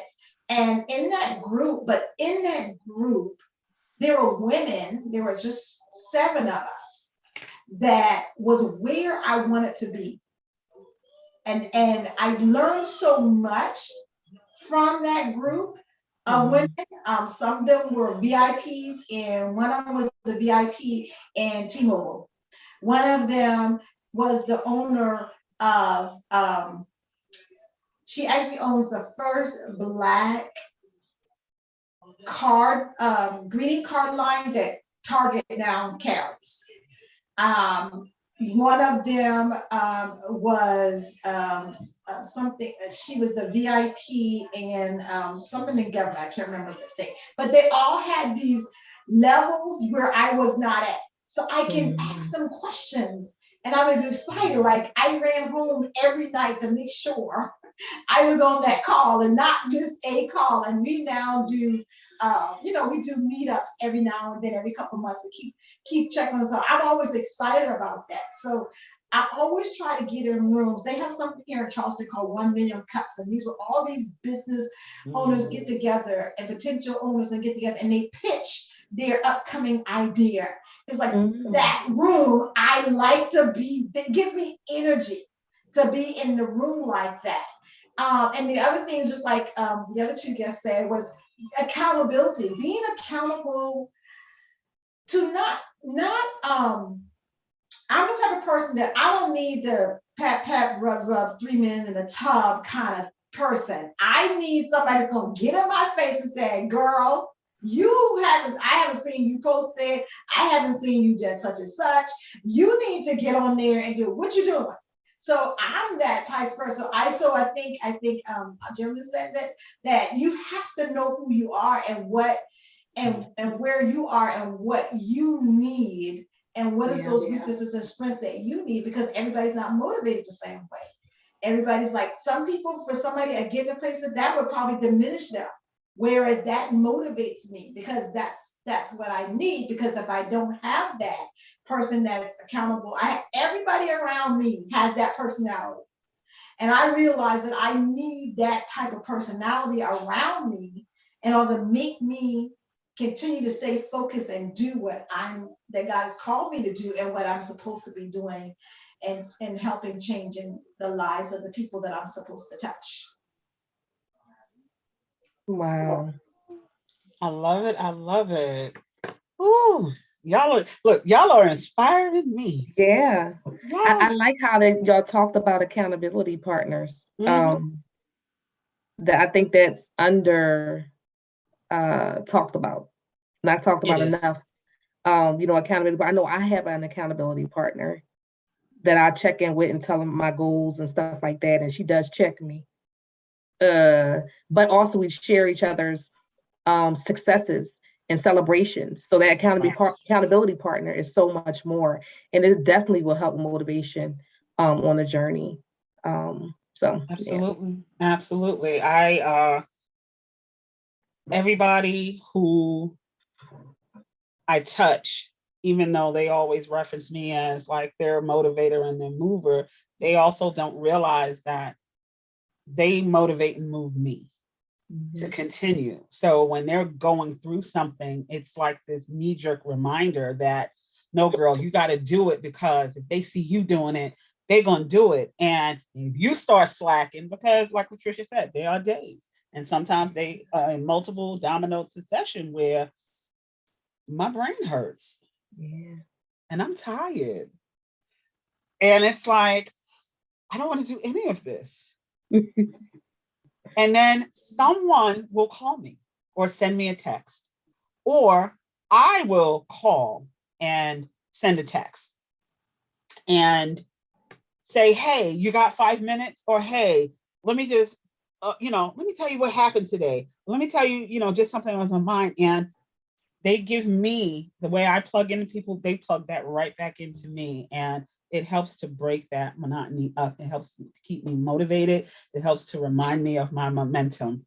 And then just another thing too, that I know that everybody on here does, quiet time. Quiet time to evaluate your thoughts and evaluate your energy as to why you're lacking the motivation. Because a lot of times it has nothing to do with your business. A lot of times 9 times out of 10 has something to do with the fact that you probably just need sleep. And when you lack sleep and you don't have enough energy, that tiredness gets you to a point where it's like, what in the hell? And so you want to, look at that. I know Latricia wanted to say something. Go ahead. This is sometimes where having a standard operating procedures for your business is good. So as an administrator, my 9 to 5s before I launched my businesses, I was always known for putting together the how-to book. This is how this desk works. I don't care what they do over there. This desk, this is how it works. This office works like this, where I could flip to and go, oh, this is the second Wednesday of the month. What happens? This stuff happens.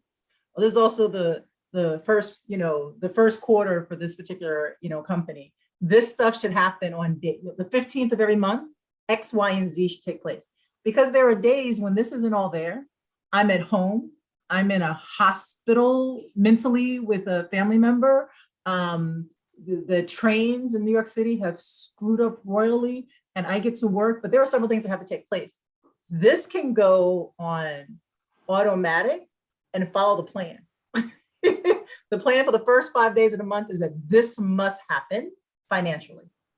Great, that happens. Make sure it happens. That on the 15th of the month, you pay these bills by the 15th of every month.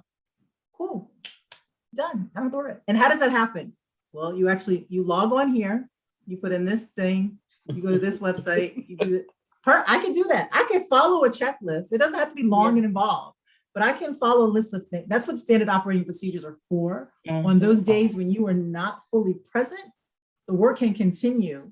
Or if you are truly not present, the husband, the wife, the 16-year-old, the cousin who's your assistant could actually get stuff done while you were busy someplace else. Yeah. Taking care of business. Yeah. So we have just a few more questions, and I almost don't want to stop, but we can't stay on here all night. But the last few questions. And just real quick, there's a question in the chat. Yes. Oh, okay. Let's do the chat question. Do any of you use social media as a platform for your business? Do you recommend using social media to grow your business? Okay, so I use social media. I'm on Instagram, I'm on Facebook, I'm on LinkedIn. I used to believe that the only way you can grow your business these days is you got to be on social media. Mm-hmm. I think it depends on what your business is. I don't know what the person's business is, but I think it depends on what the person's business is. Definitely, if you have product base, you probably should definitely be on Instagram. However, I was in on a call, a Zoom call on LinkedIn. And this gentleman said, now he has a multi-million-dollar business. He is not on any social media platform and has never been on any social media platform. And he has a service-based business that does provide products for certain, I can't remember what it's for, but he's like literally never been on social media. He literally never sends out mass emails through like MailChimp or anything like that. He still uses Excel spreadsheets to send out emails. Okay. So I had to back off of that because it is possible to not be on social media and still have a very profitable business.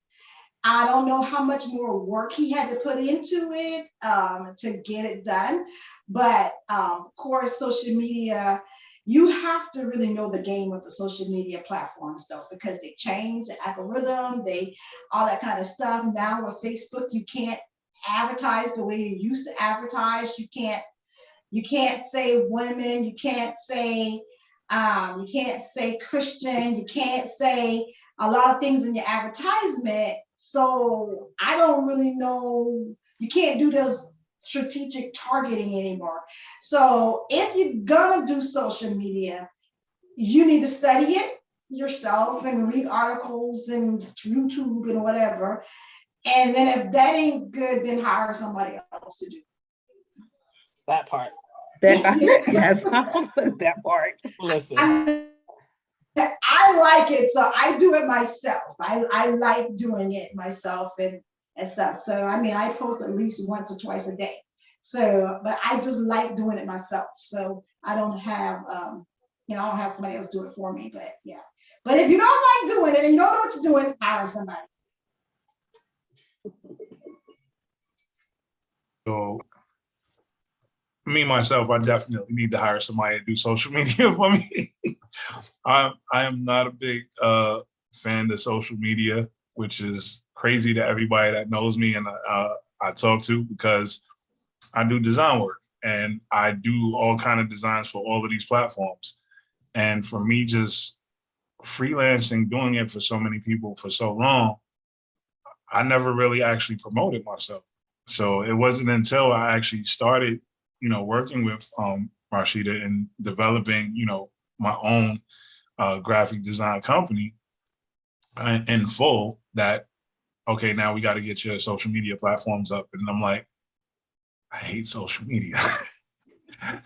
And again, it's just so weird because like, it's not like I don't know how to design the work. It's not like I don't know how it's supposed to work.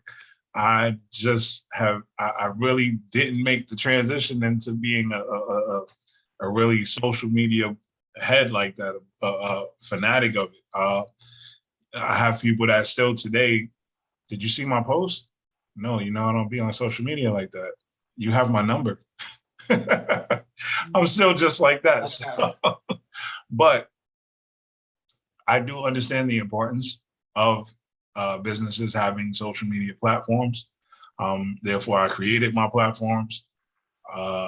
As Sylvia just stated, there are certain businesses and certain people that still function highly off of not even using social media. Mm-hmm.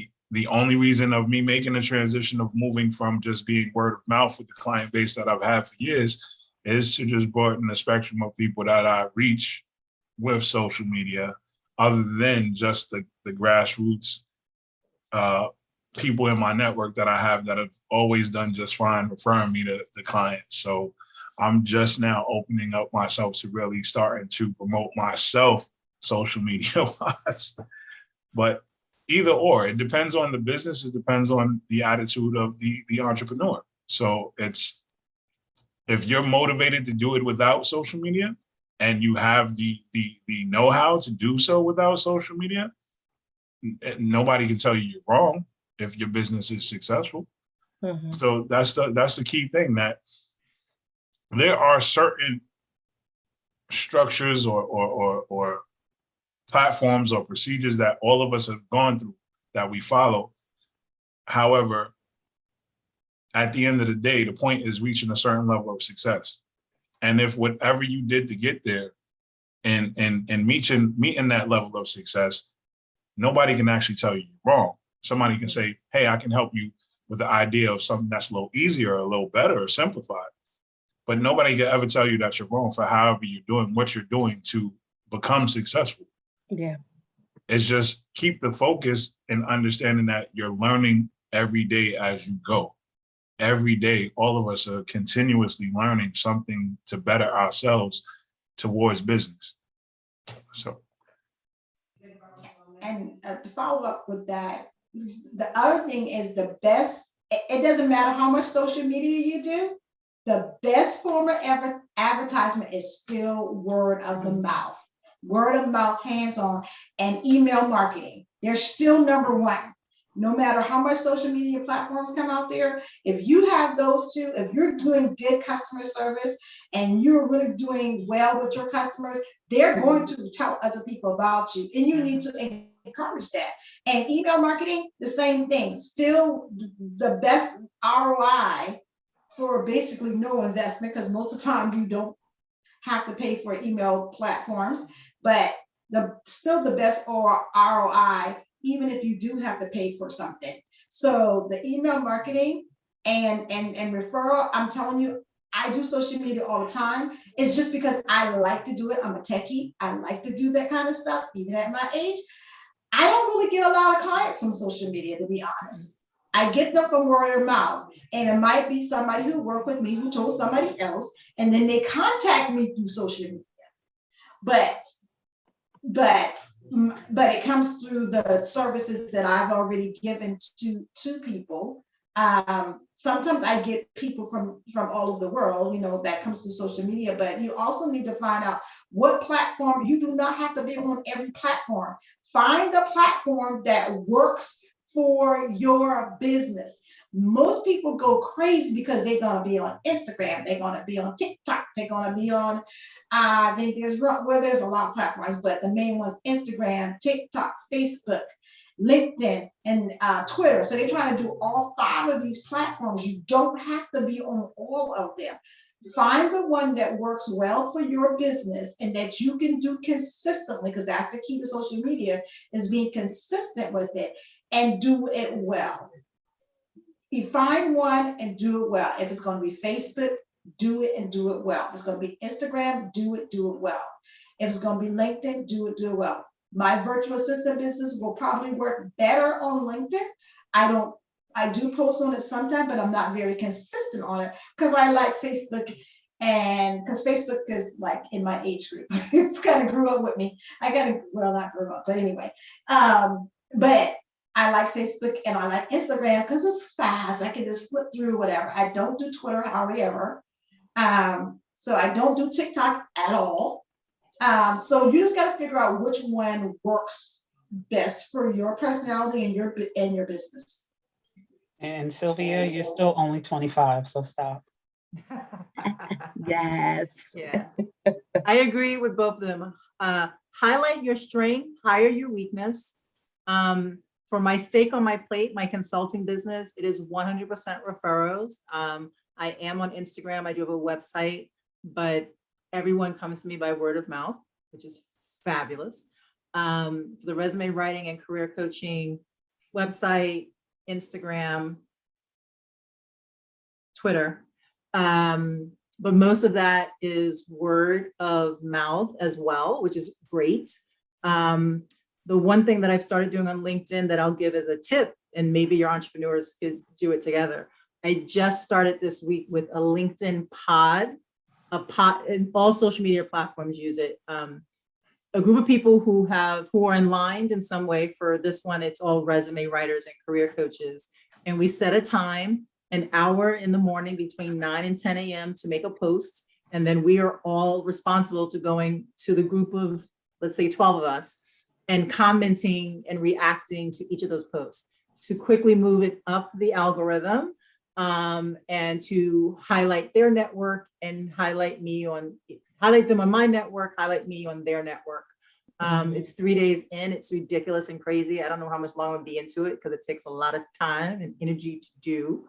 But yeah, just, if it makes sense for you and your business, do it. If it doesn't, don't. That's where the customer service comes in. Sylvia mentioned referral and data. Referrals. If you are providing excellent service and excellent customer service and fabulous products, people will speak of you when you're not in the room. Yeah. That's the goal. That is so awesome because it leads us into our next question about networking. You know, you can get referrals from your peers, you know, but so the question is, how important is networking to your business success? I talk about networking all the time. No matter what industry you are launching your business in, there is probably an association, a professional association that you should be a part of. So as a resume writer in the hospitality and private service industries, my business expense is the membership fees to those industry associations, right? For private service industry, it's 2 or 3. For the resume writing, right now it's 1. It'll soon be another one. If there are certifications that you need to make, those associations usually make it cheaper, easier to get into, and provide training materials for that certification. So if you need to level up your skill set within that, within your business, I suggest doing that. Again, 90% of my business comes from referrals, and networking makes that possible. Prior to the pandemic in New York City, I was out 2-3 nights a week networking. I enjoy doing it.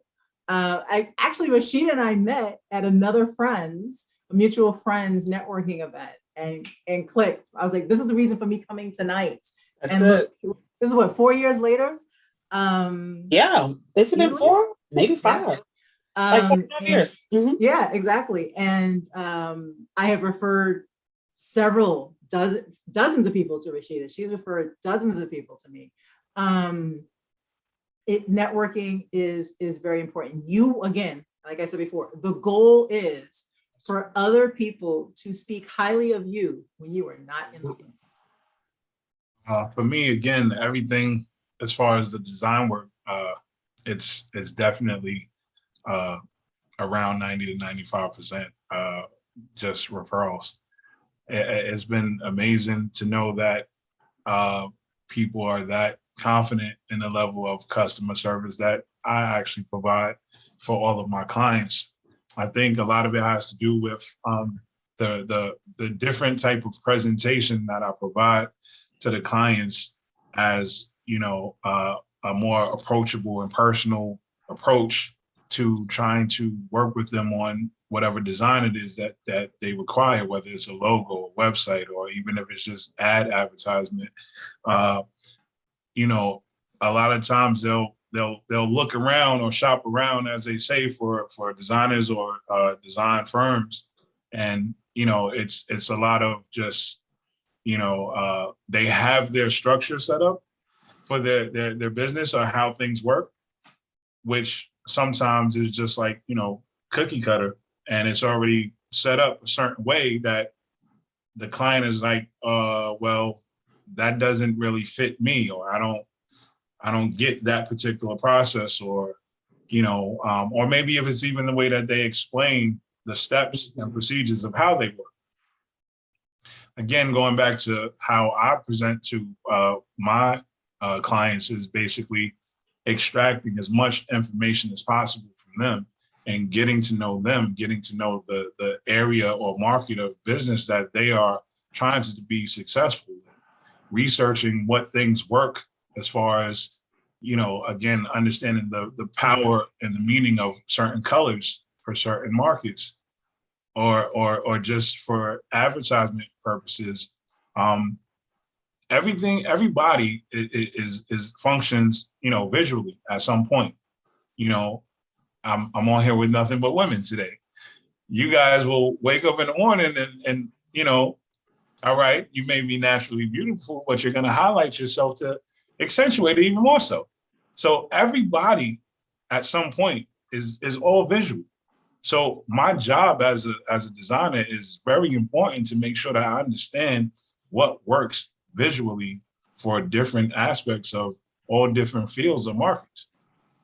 So again, going back into Theresa saying that, you know, the customer service part of it, if you are knowledgeable in what you do, and if you have a great approach to people and can adapt to different kinds of people, because not every client or customer is going to be a kind client or customer.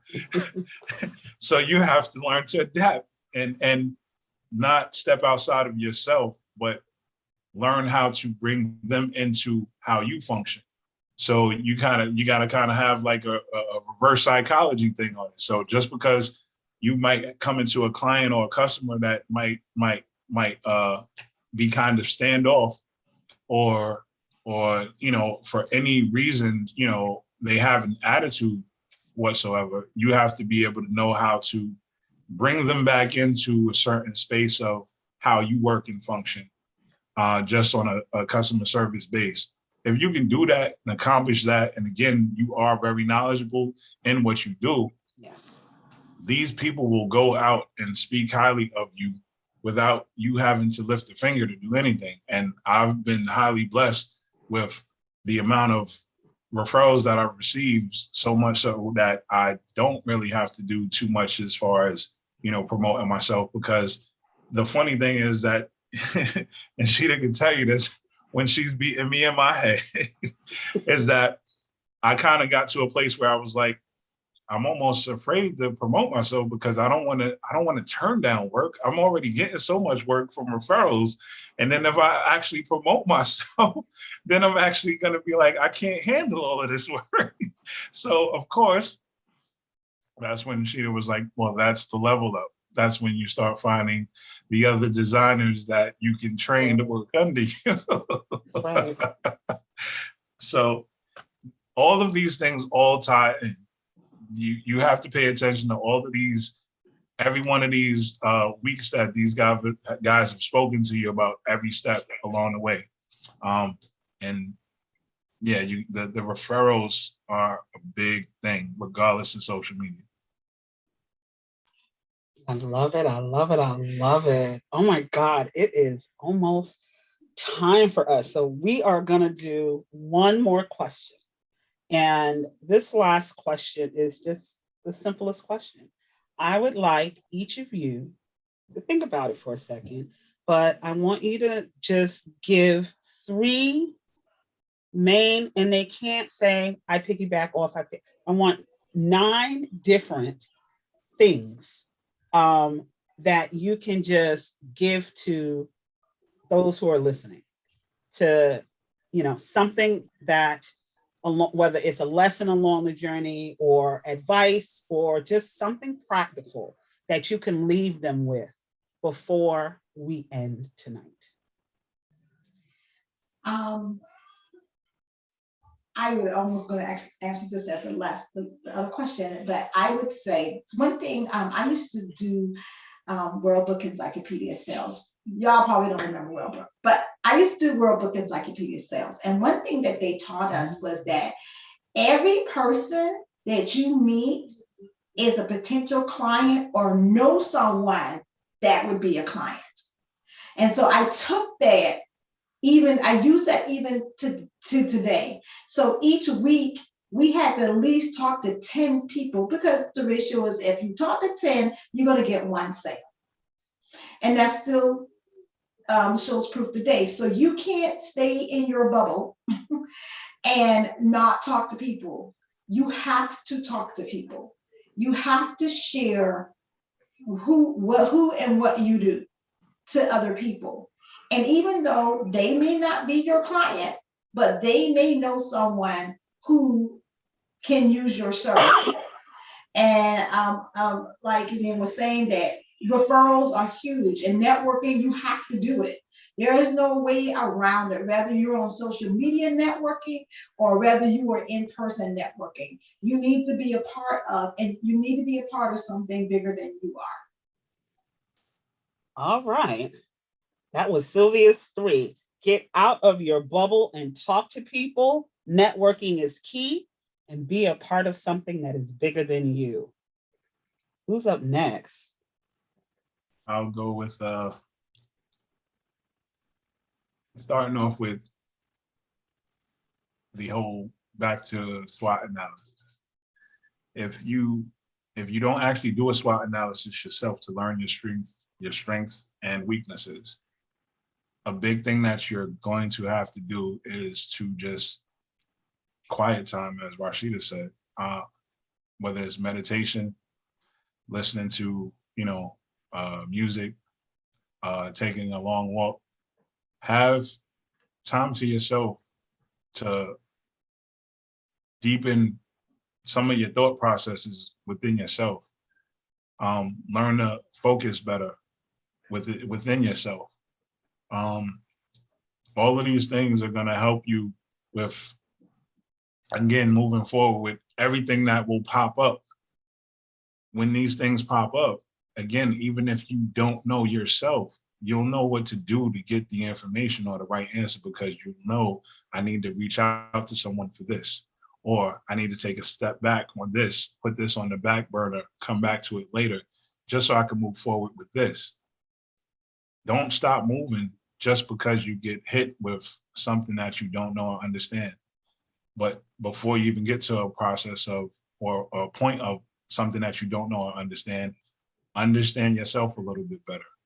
Take that quiet time for yourself to separate yourself from any and everything, just to build a little bit more mental stamina and focus on yourself. And along the way, again, we learn every day in this field of being an entrepreneur. So, some people will tell you that you need to have one thing to lock into, or like master. It works for some people, doesn't work for everybody. Back to when I said, however you get there being successful, someone can't tell you did it wrong. They can only give you advice as to maybe how to do it a little bit better or easier. So with that being said, if you feel like you don't necessarily have one particular skill set or whatever that you can, push forward as your business or something to sell, a service or whatever the entrepreneurial aspect of it is, it's okay with you also being a person that's a jack of all trades. Like, a little bit about everything, just enough so that way you can throw out a couple of ideas until you figure out exactly what it is that you want to do, or what may be solving a problem. So therefore you can make a profit from it. So I would say definitely quiet time for meditation or deeper understanding of self, which leads to the confidence to move forward.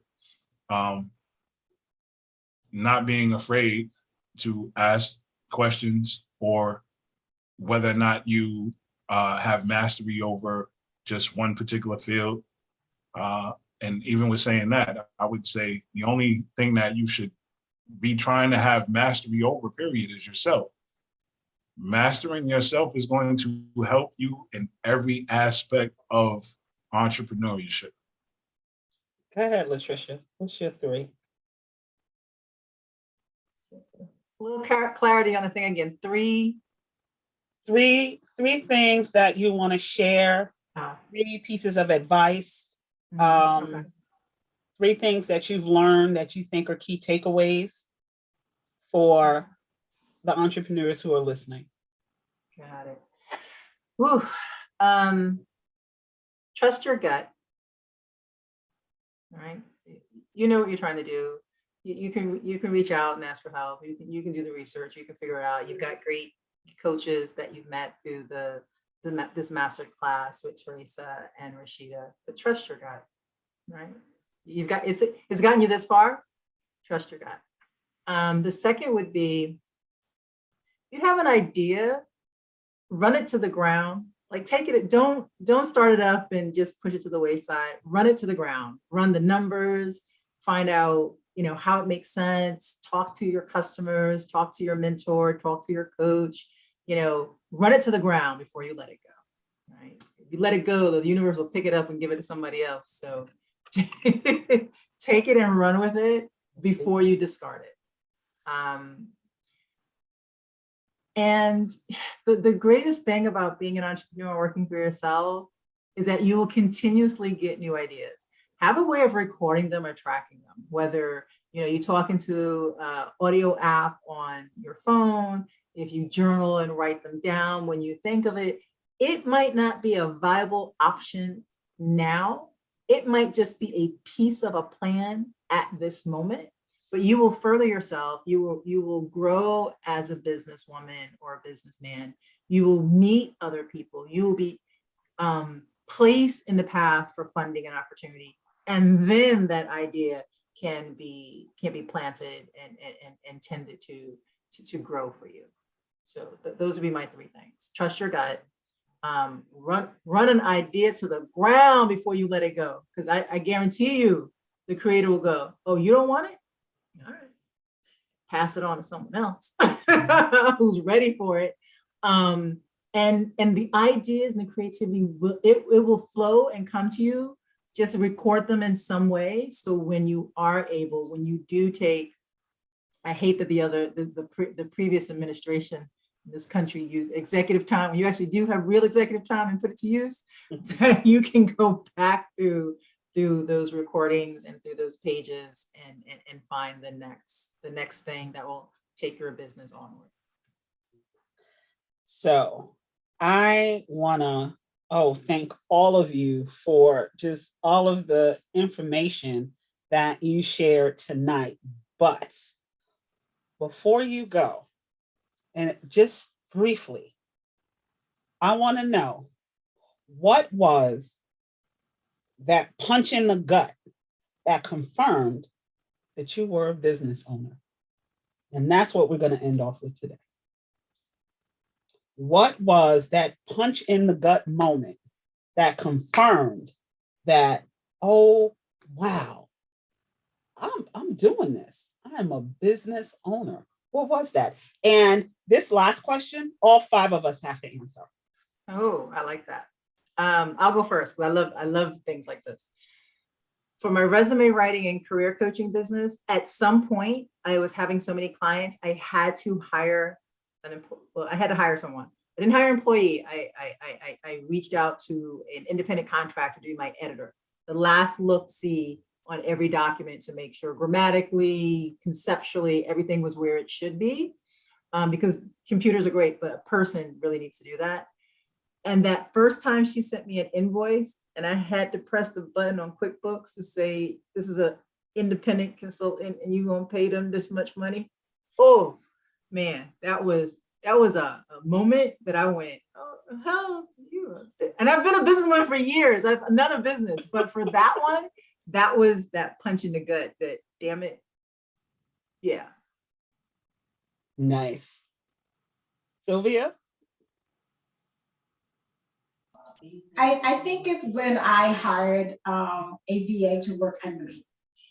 I think it was like, I was so excited. I was telling everybody, it's like, I hired somebody. And my coach, she was like, okay, now you need to hire 2 more people. But it's like, that was the moment, because my purpose for being an entrepreneur was so that I can help other women have their own businesses and that I can pour that into them. So that was my moment of yes, I'm a real entrepreneur now.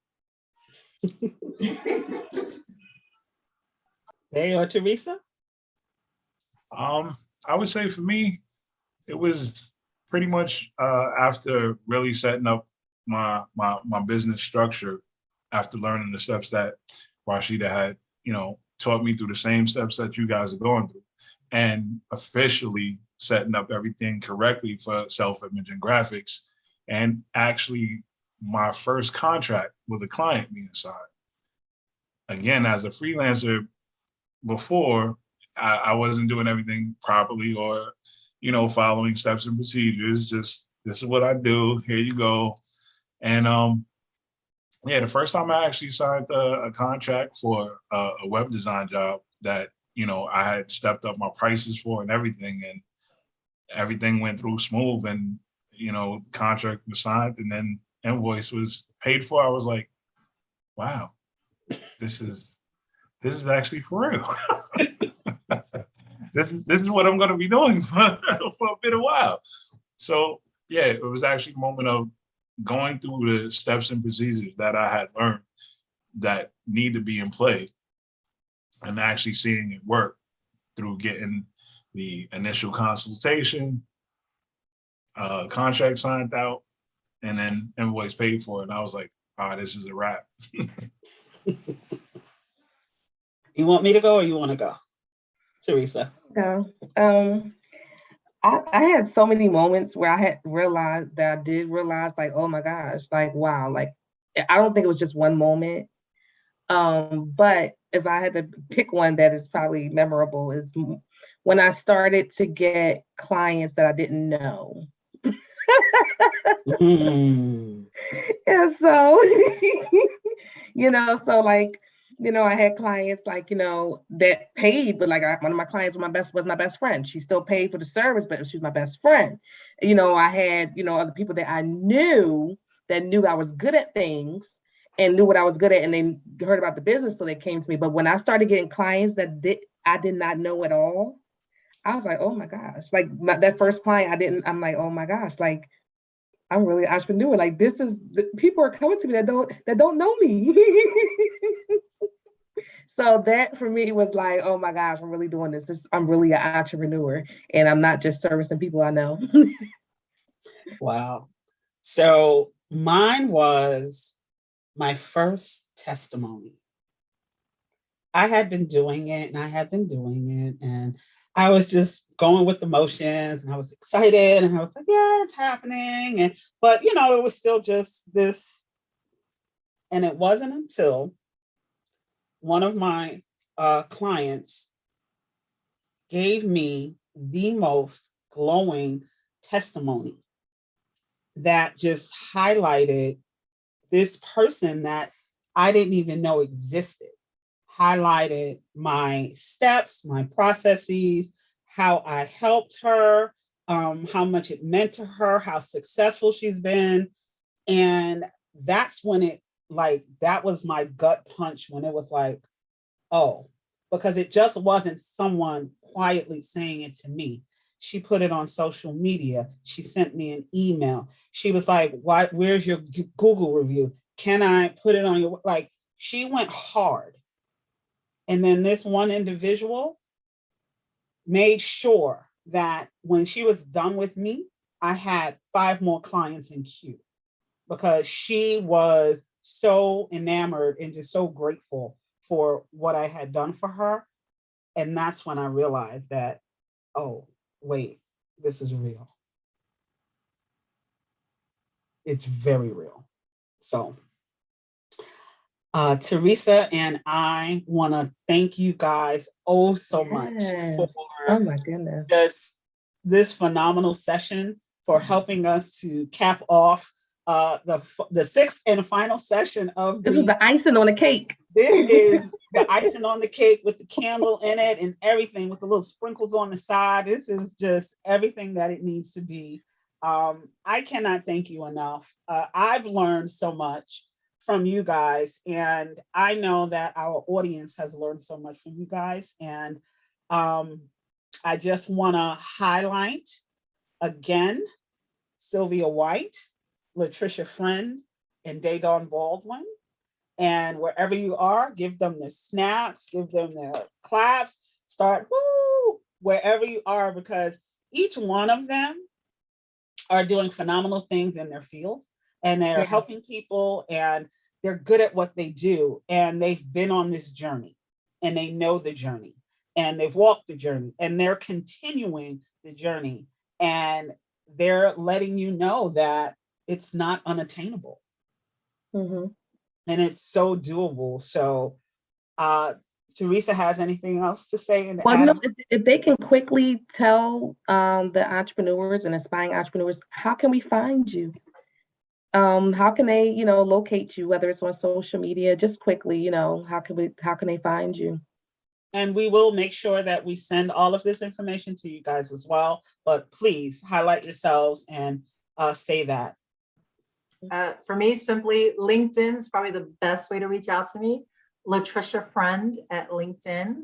And remind me where, say Empowered Greatness, and I forgot the name of Kingdom Legacy Partnership. Kingdom Legacy Partnership. Remind me where, and then that'll make a connection for me, and I'll definitely reach back out to you. If you just reach out to me, connect, it might sit there for a while before I get around to it. I'm Sylvia. I'm on Instagram, Women Faith _business. I'm also on Facebook group, Women Faith Business VA, and you can find me under Sylvia White on Facebook also, and then on LinkedIn under Sylvia White.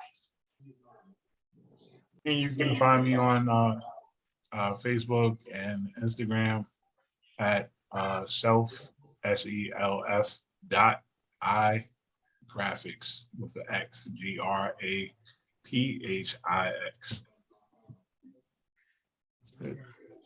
Awesome. We're just like Rasheeda said, we're just so grateful to have you all here. And if there's nothing else that you had to share, Rasheeda, I guess we're going to say good night. We held y'all up long enough. But yes, so we want to just make sure that we just say thank you. So I will say have a good evening to everyone, and we hope to connect with you all soon. Yes. And You're thank you welcome. This was again fabulous. so much. Yeah. So everyone, please have a good night. Good night. Goodbye. Bye.